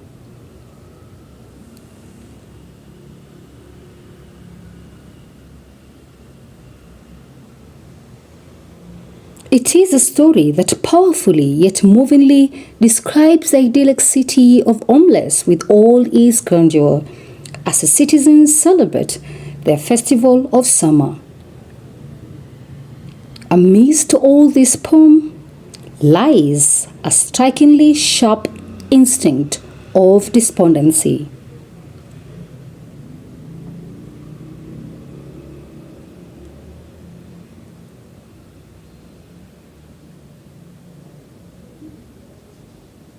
To read this revelation, this glorious city of Homeless holds on to a small child in utter abasement, dumped in a dumpy, windowless room in a basement. Very malnourished, extremely filthy, and full of festering sores. Shockingly, all the citizens in Homeless are in the know about the child. If not surprising enough, most of them have actually even come to see it for themselves. As Le Guin notes, I quote, "They all know that it has to be there. The child is the price of utter joy and happiness of the rest of the city." End quote. Incredibly sad, whoever sees the child chooses not to go home. Rather, walks through the city and out of the gates. The narrator nor the reader is aware of their destination. However, the people seem to know where they are going, the ones who walk away from Homeless. There you go, a tale of unwrapping the facade of grandeur. Now this is the feeling of a stuffed animal in a clamor machine.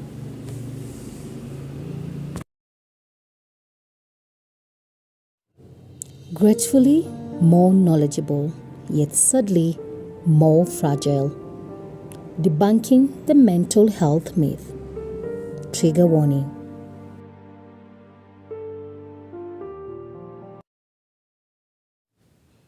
Wondering how to get out of a reading slump?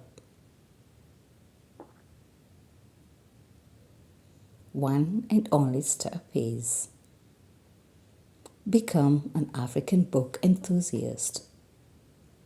Hashtag simply a literature lover. Spark your interest. Have an African moment.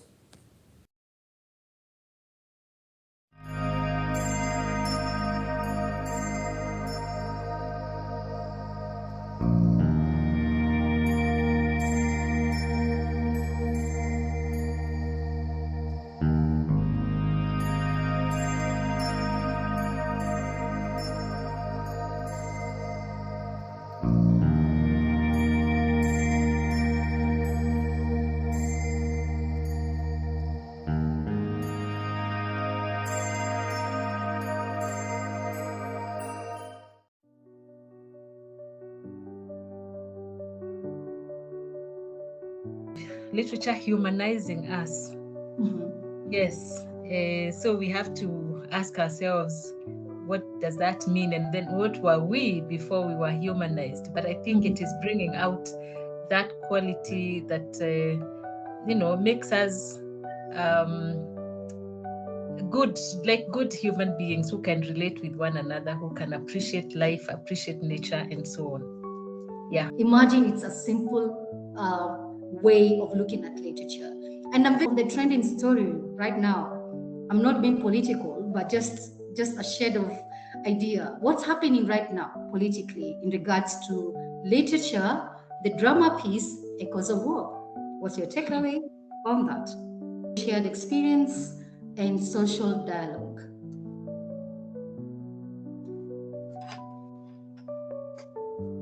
A few comments. I am assuming it's from like the older generation saying, this reminds me of the Moi era. So it's like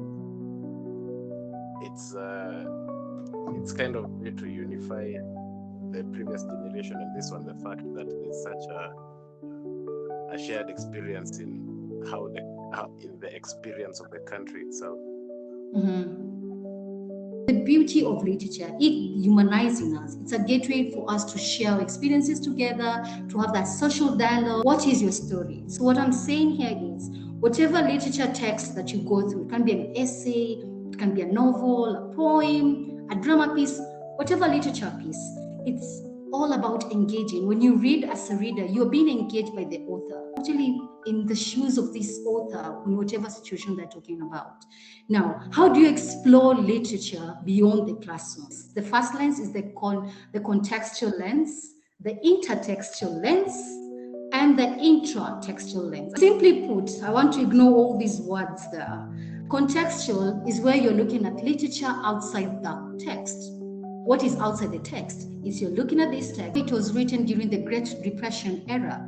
So when I'm looking at the Great Depression era, I have to understand as a reader what was happening historically, what was the impact of Great Depression, what was the impact probably of COVID-19 in Kenya, what was the impact of, so I'm echoing the historical factors, the cultural, the social factors. So when you're discussing literature beyond the classroom, probably in your own informal settings, a group, book club, for those who are in, you can look at it in terms of the outside factors, okay, that are surrounding that text. That way you'll be able to understand the relevance of what the author is trying to say. The other one is the intertextual. Intertextual means you're looking at the text in relation to the other text. By the text here, I mean either a novel, a poem, or a drama piece. Okay, so it recognizes the fact that, again, that beauty of literature, it recognizes to us that what? Literature is interconnected. You can't read one poem and you say, oh, I've understood what the author is talking about. No, you have to read the other text around it for you to understand the impact of it. And that's where the beauty comes in. Intertextual is where you're looking at the internal elements. You're discussing literature within the text itself. So those are the three lenses that I'll be singing about for the next 10 minutes until I'm done. The three lenses, which are the contextual, outside the text, the intertextual, relation of the text with the other texts, okay? Or rather the connection, and then we have the intra that is within the text. Up to that point, anyone who has understood whatever I've been saying, give me a reaction, please. Contextual lens, the intertextual lens, and the intratextual lens. Now I want us to use one of Daktari's points that discuss Ngugi wa Thiong'o's books. Could you walk me through that? Just briefly, in one sentence. Contextual, I think, to do with someone like Ngugi wa Thiong'o. You know, he was based right around the colonial period. So it really impacted how he thought of things, and he even was imprisoned at some point. So I think depending on the contextual factors, we see how the colonial period really impacted him and how he was able to overcome colonial structures to be able to become the person who he is today. Beautiful. Thank you so much. That's so brilliant, Kimani. So maybe a pickup book can be Decolonizing the Mind, if you've read that one. Or let me go back to the set books, The River Between, probably Petals of Blood. Anyone who can remember that? So what Kimani is trying to tell us contextually, we get to understand the colonial era in Kenya especially. So we get to the colonial, probably the pre-colonial when you're looking at the river between, the colonial, and even the post-colonial as you go on with Ngugi wa Thiong'o's books.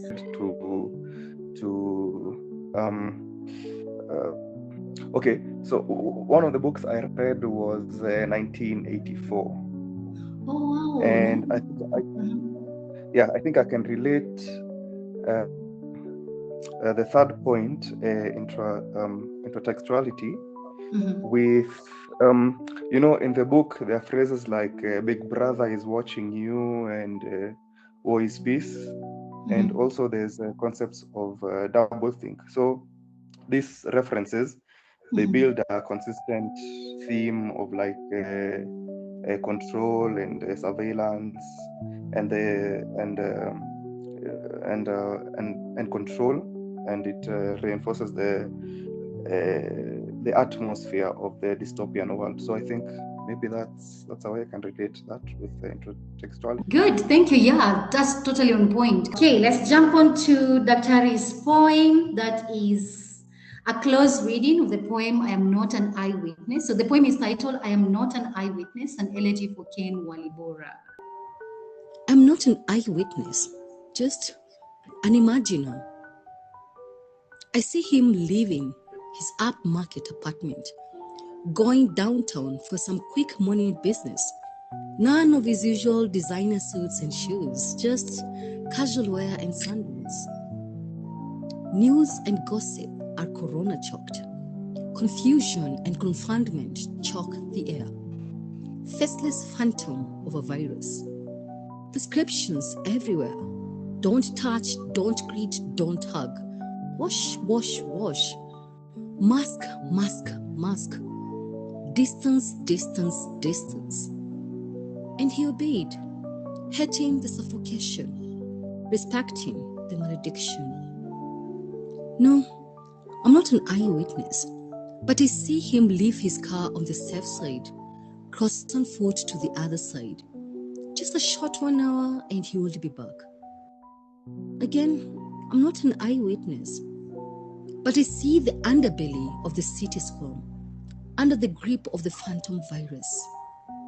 But even this marauding phantom is powerless to stop this city, Nairobi, the city of robbery.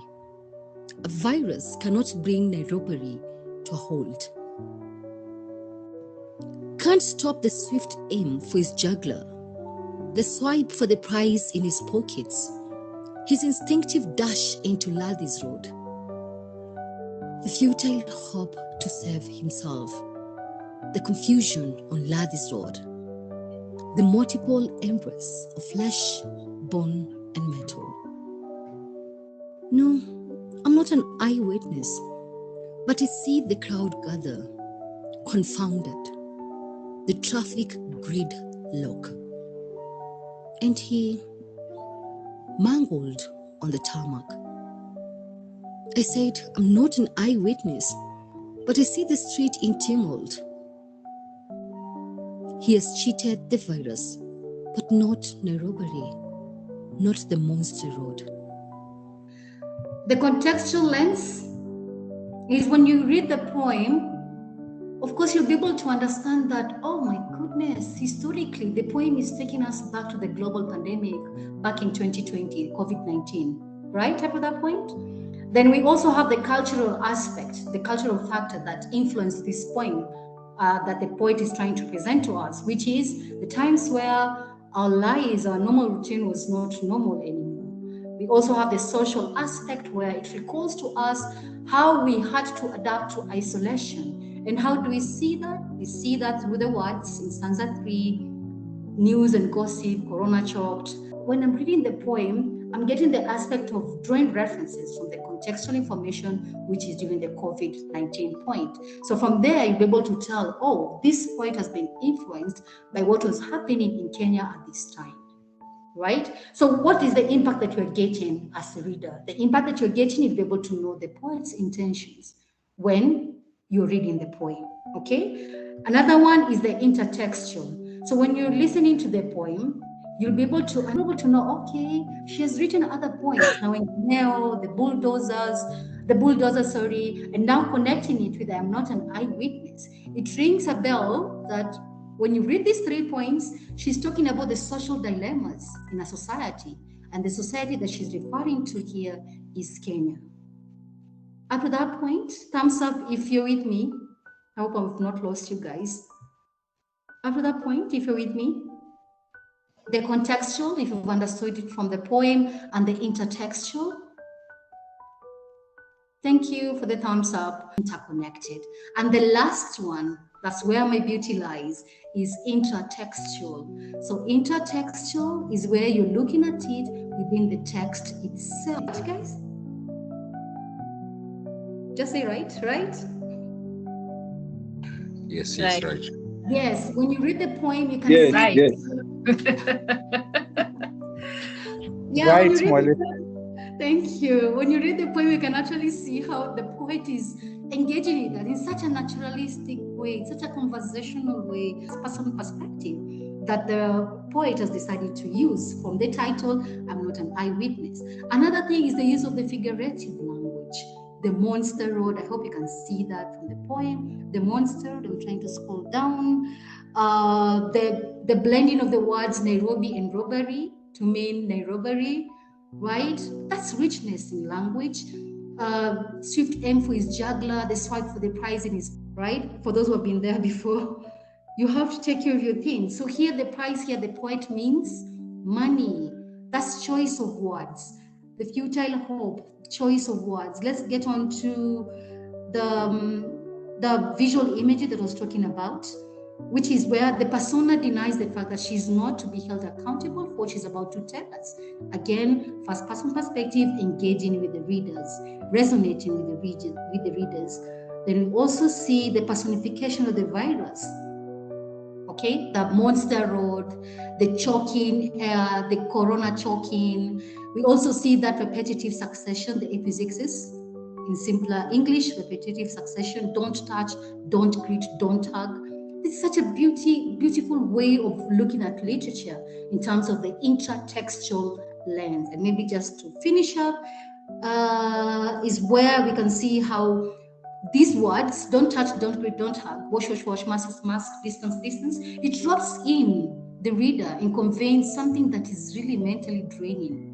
Imagine, for those who can recall really well, how the Ministry of Health was just on our faces every single time, reminding us about, or do this, the numerous adverts about us washing our hands and all. It was really mentally draining at that time. Okay, so with that, I hope you've understood. I just wanted to make it so straightforward. The contextual, the intertextual, and the intratextual. The beauty lies in the choice of words. And that's where literature comes in. How you talk to someone. Have you ever gone somewhere and someone is talking about something or telling you a story and like, oh, I feel like I'm vibing well with this person. It's because of the choice of words that person is using. Now, quickly, how do you engage with literature outside the classroom? And this I mean informal. Show you how you can engage with literature in such a nice, fun way and enjoying the beauty of literature. Up to that point, I hope I've convinced one or two that literature is beautiful, guys, in all its entirety. Thank you, Dr.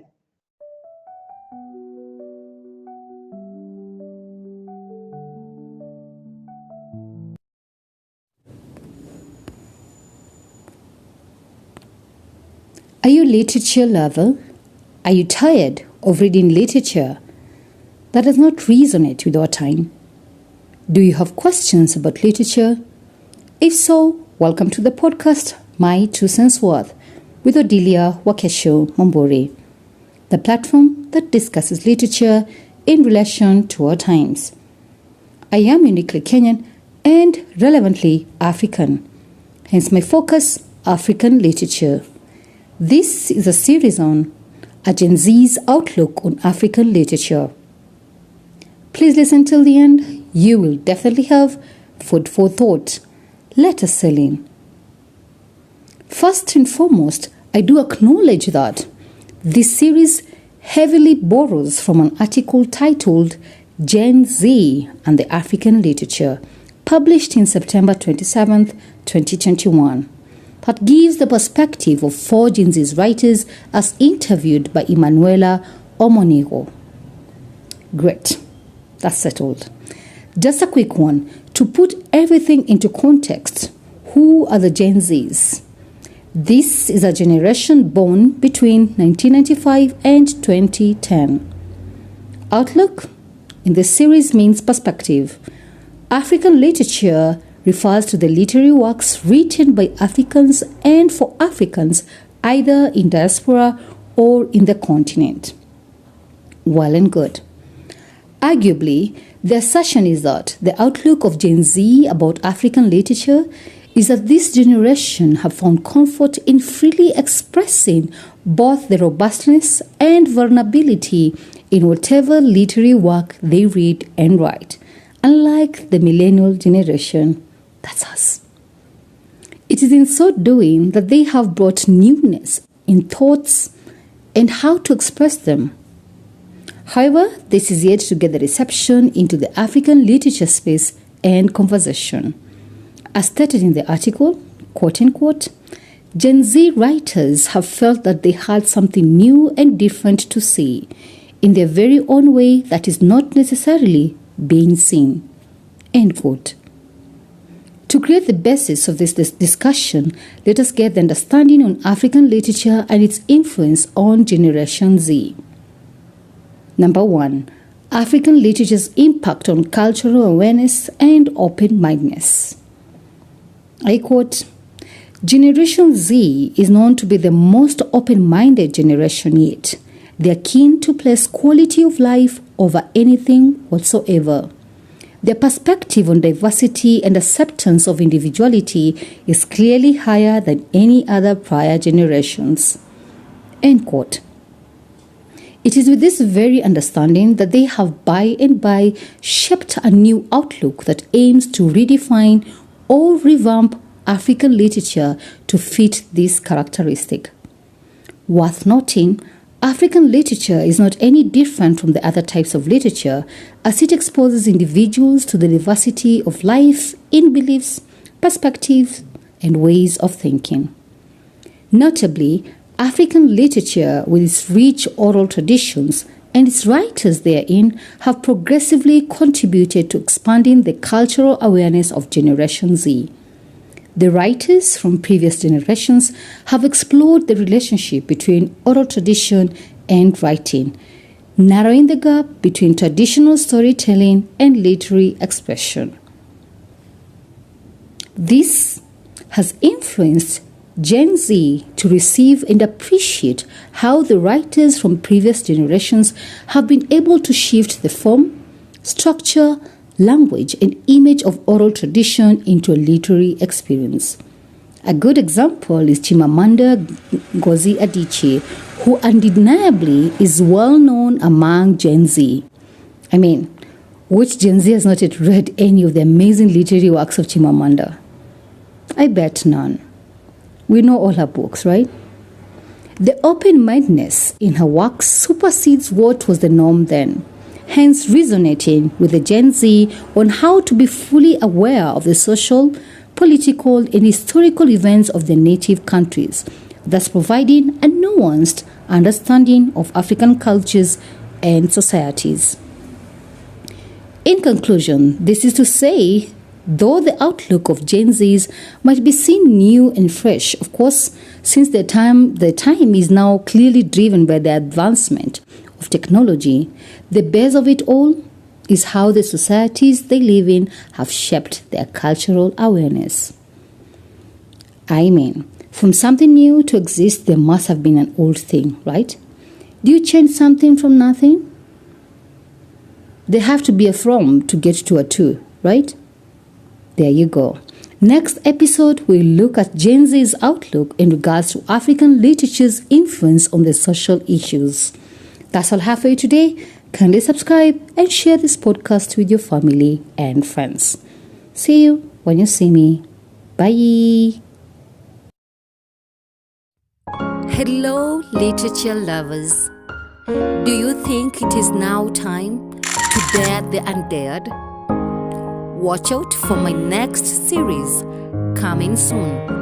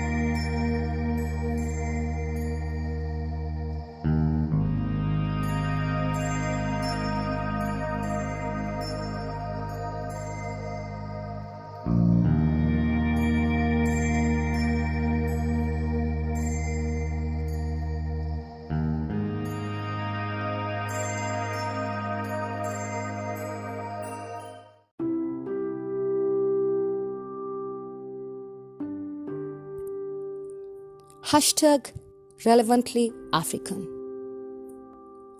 A mouthpiece of an African literature fanatic. Are you a literature lover? Are you tired of reading literature that does not resonate with our time? Do you have questions about literature? If so, do hear this out, albeit you'll have food for thought. In a moment of self-reflection, have you ever bothered to read at least 3 newly released African literature books? Or did you immediately drop the idea of it after your school life? I say, a call to rephrase. How many of you can really define what African literature is? From the point of assumption, many say it is literature that is written by African and characterizes the oral and written forms that uses beauty to communicate important truths of a society. Great. However, stating quite distinctly, African literature is literature that, yes, written by writers from African descent, either a resident of the continent or in the diaspora. But more primarily, it is a kind of literature that goes beyond the borders of nationality, ethnicity, and geography, but one that is universal, yet appealing to the personal depths of inner self. Are you confused? The definition puts aside the idea of looking and expressing truths from a group perspective, but rather from an individual. An individual who, at the sound of these words, will make deliberate effort to be vulnerable, yet open-minded to view or read African literature as an ordinary, everyday language. You ask why? Simply because being #relevantly African needs conscious guts to fully express the reality of life and its pessimistic ideologies, with an optimistic objective for one to live freely by reaffirming a sense of self. Are you more confused? That's the idea. Please grab a recent copy of a postmodern African book and enjoy the thrilling experience that comes with it. I promise you won't dare say African literature is boring. Say it again.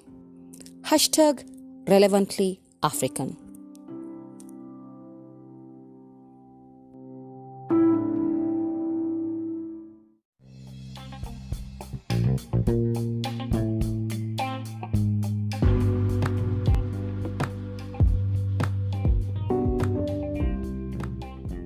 Are you a literature lover?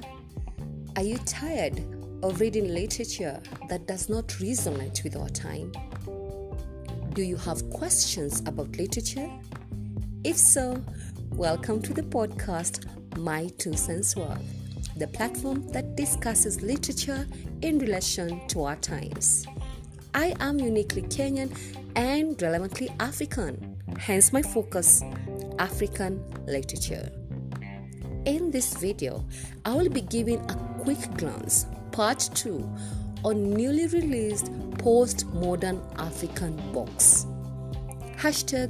#postmodernist reality in African literature. Please listen till the end. You will definitely have food for thought. Let us tell you.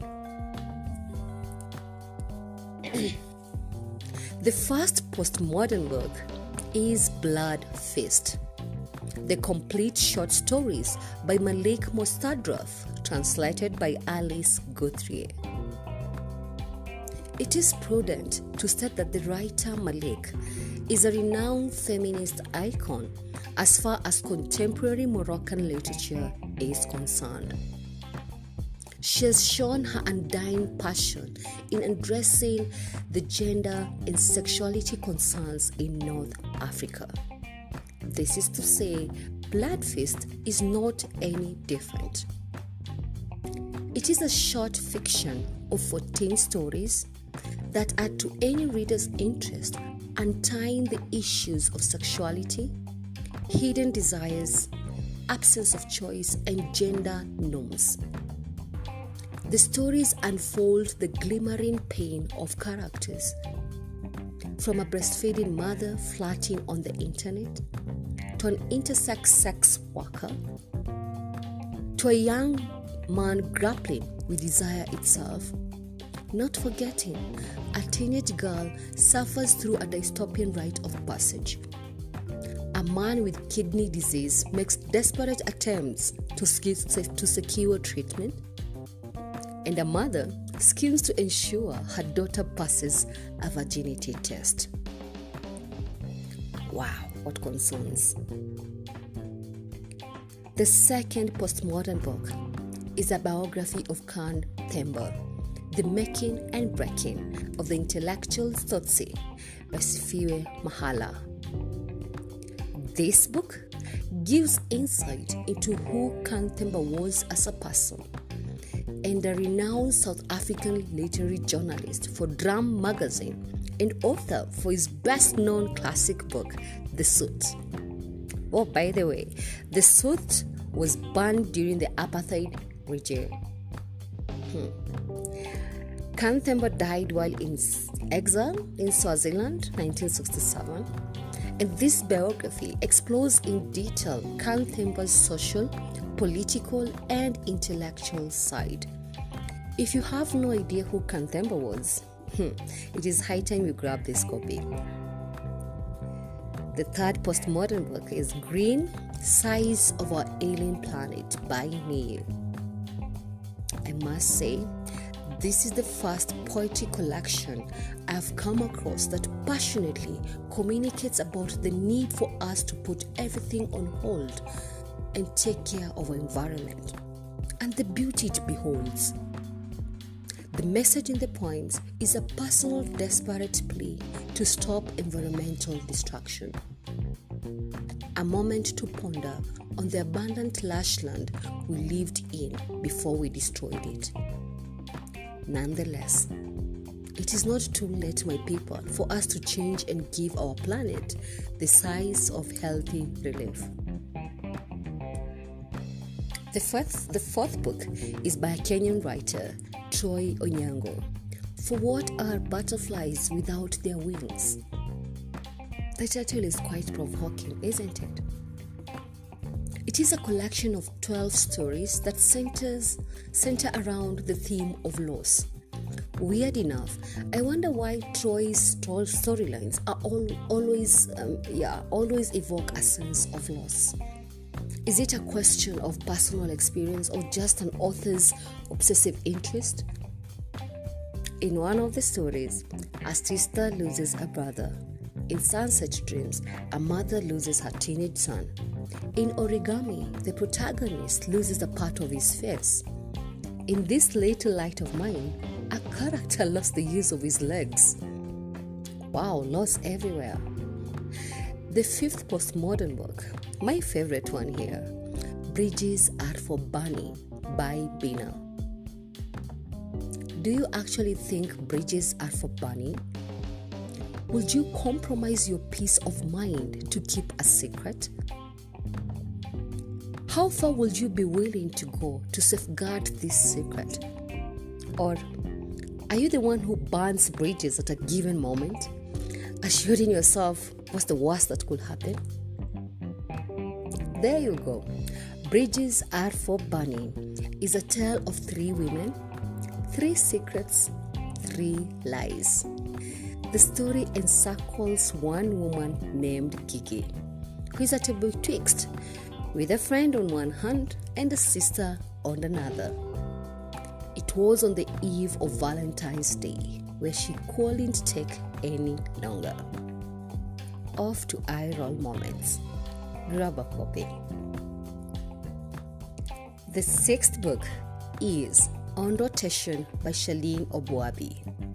As the subtitle text says, life doesn't come with a prescription. Medical drama, people.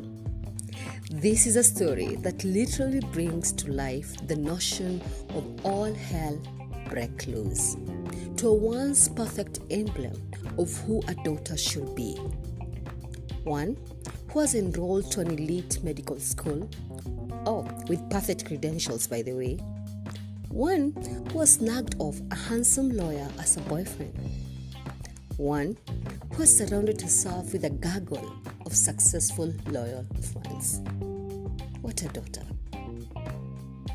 To say the least, all the boxes have been checked out.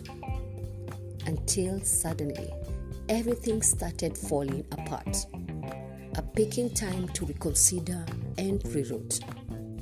It is such a relatable story in our contemporary society. Do you remember the medical drama series Grey's Anatomy? Right.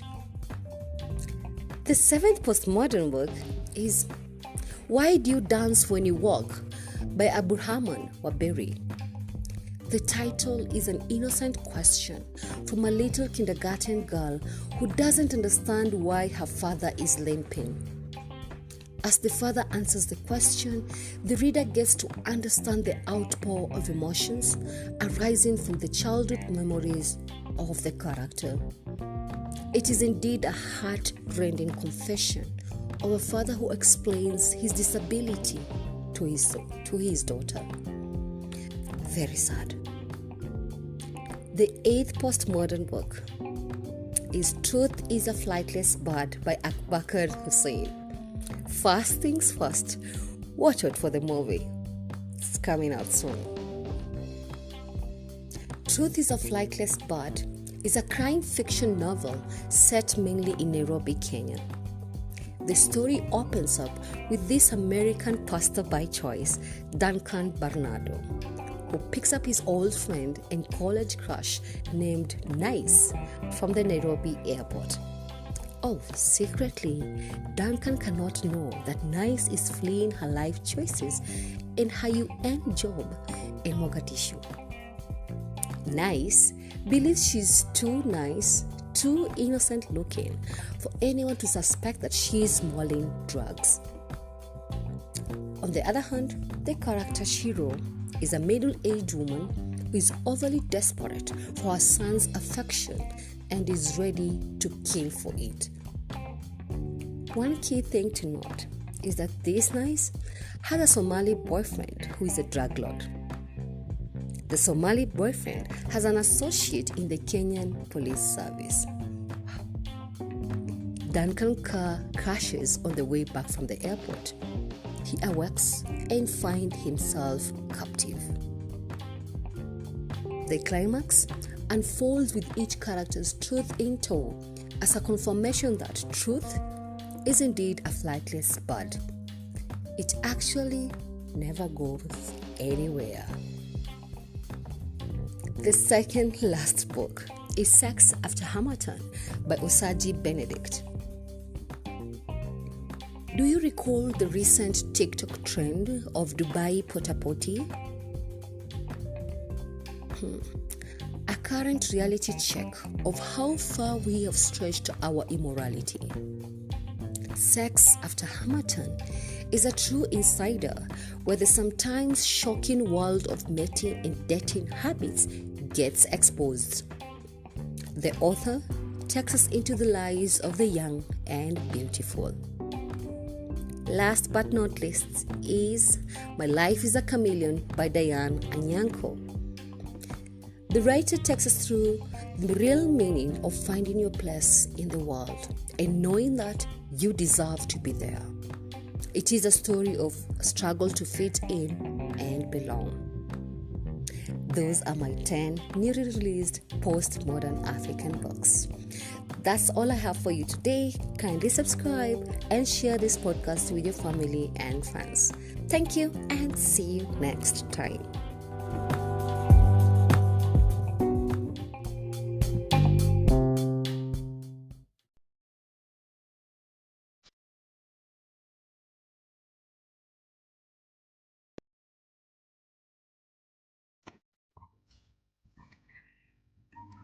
Are you a literature lover? Are you tired of reading literature that does not resonate with our time? Do you have questions about literature? If so, welcome to the podcast My Two Cents Worth, the platform that discusses literature in relation to our times. I am uniquely Kenyan and relevantly African, hence my focus, African literature. In this video, I will be giving a quick glance, part 1, on 10 newly released postmodern African books. Hashtag postmodernist reality in African literature. Please listen till the end. You will definitely have food for thought. Let us in. The first postmodern book is by a Kenyan writer, Okwiri Odwor, Things They Lost. Have you ever read Alice in Wonderland? Exactly my thoughts. Things They Lost is an African Alice in Wonderland, where going down the rabbit hole is uniquely different. It is such a good read, exploring a child's progression through life in magical form. The story's plotline, though intertwined with use of emotive poems, talks about the issue of womanhood alongside the dire need for motherly love from the perception of a coming-of-age girl named Ayosa. It is a tale that is purely merged up with magic, a way of getting an inner look at the character's thought process. The second postmodern book is Vagabonds by Elugusa Osunde. The title itself is quite eye-catching as it foreshadows a call for attention. The novel is majorly a collection of many stories exploring characters trapped in their own lives' predicaments. From mothers who find love in each other under the authoritarian society that sees their husbands abuse all the women in their lives, to young sex workers who remind themselves daily who it is they love, all the way to a tale of a renowned fashion designer who gives birth to a grown daughter, and of course, the mention of queer love that runs rampant in the novel. The weird narration depicts the weird, the unwanted, the outcasted. Grab a copy. The third postmodern book is Honey and Spice by Bolu. What a title! You can't believe what the subtitle in the book says. Sweet like plantain, hot like pepper. Who can guess the topic of concern here? Well, the book unfolds a juicy story of a quote-unquote an expert relationship dodger who tries to avoid the shambles of situationships, players, and heartbreaks. But alas, the expertise came to a dead end. The fourth postmodern book is You Made a Fool of Death with Your Beauty. This Nigerian writer, Imenzi, presents to us a lady character known as Faye, who decides she wants nothing serious but just joy to slowly heal her from the loss she had encountered. Faye simply wants to be alive again.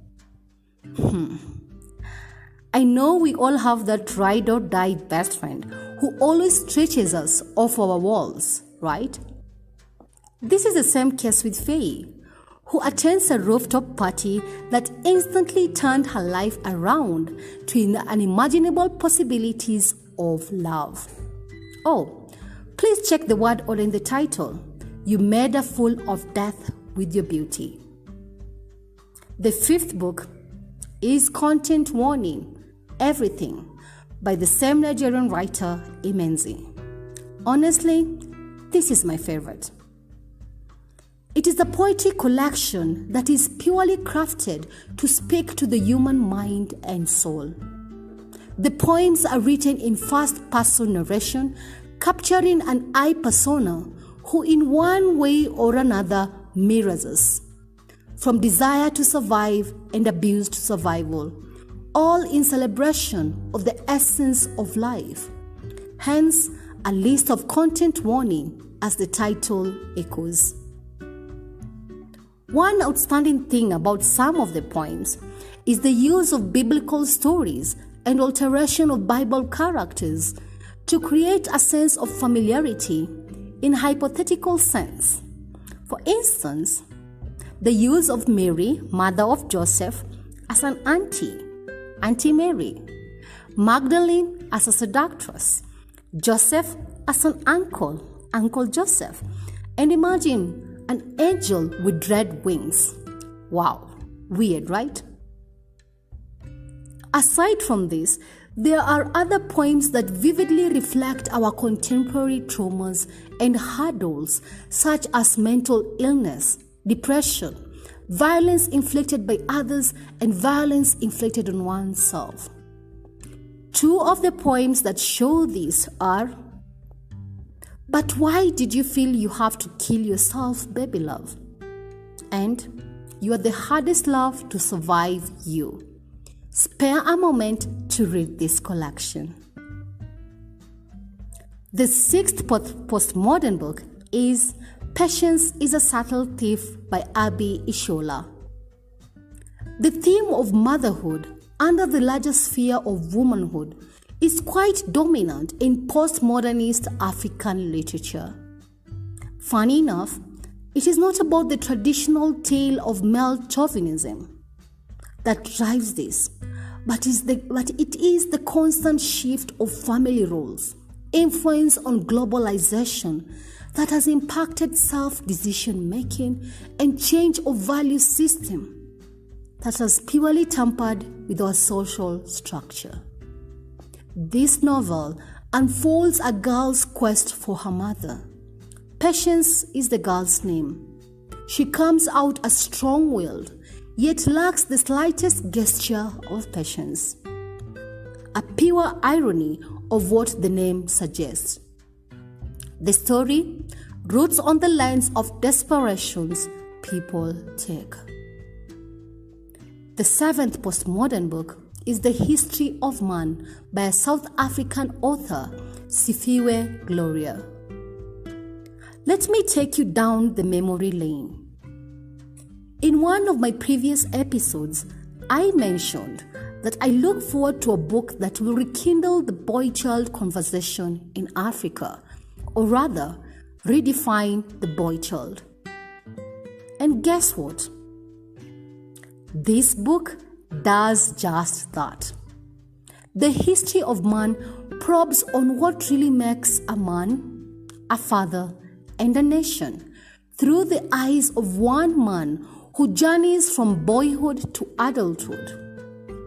It gives a reality check on human fallibility. The eighth postmodern book is The Unfortunates by J.K. Chukwu.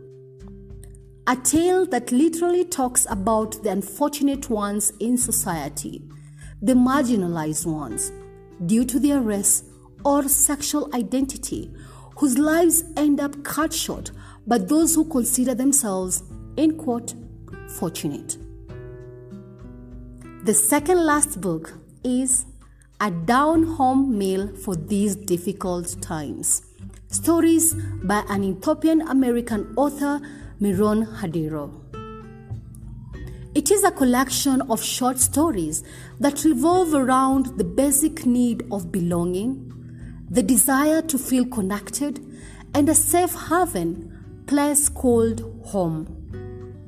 The stories present characters who are disillusioned, downtrodden, and outcasted, and they have to start all over again to belong.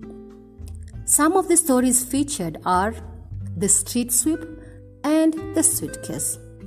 Both start off with a disheartening tone but end up with hope. Just as the title foreshadows, hopefulness. Last but not least is Bless the daughter raised by a voice in her head. Poems by Wasan Shire, a Kenyan-born Somali poet. If you don't know Wasan Shire, she is famously known for her collaboration on Beyonce's Lemonade and Black is King film. Her poetry collection conveys resistance. Her poems highlight the predominant concerns of immigration, womanhood, trauma, misogyny, rape, suicide, eating disorder, and many other concerns. The vividness in the poems will leave any reader speechless and very thoughtful at the extreme level of brutal candidness expressed through her choice of words. My go-to poems in this collection are Bless Your Ugly Daughter, Bless Our CCTV Star, and of course my favorite one, Extreme Girlhood. Ensure you grab a copy and enjoy the artistry employed whilst discussing the real acts of life. That's all I have for you today. Kindly subscribe and share this podcast with your family and friends. Thank you and see you next time.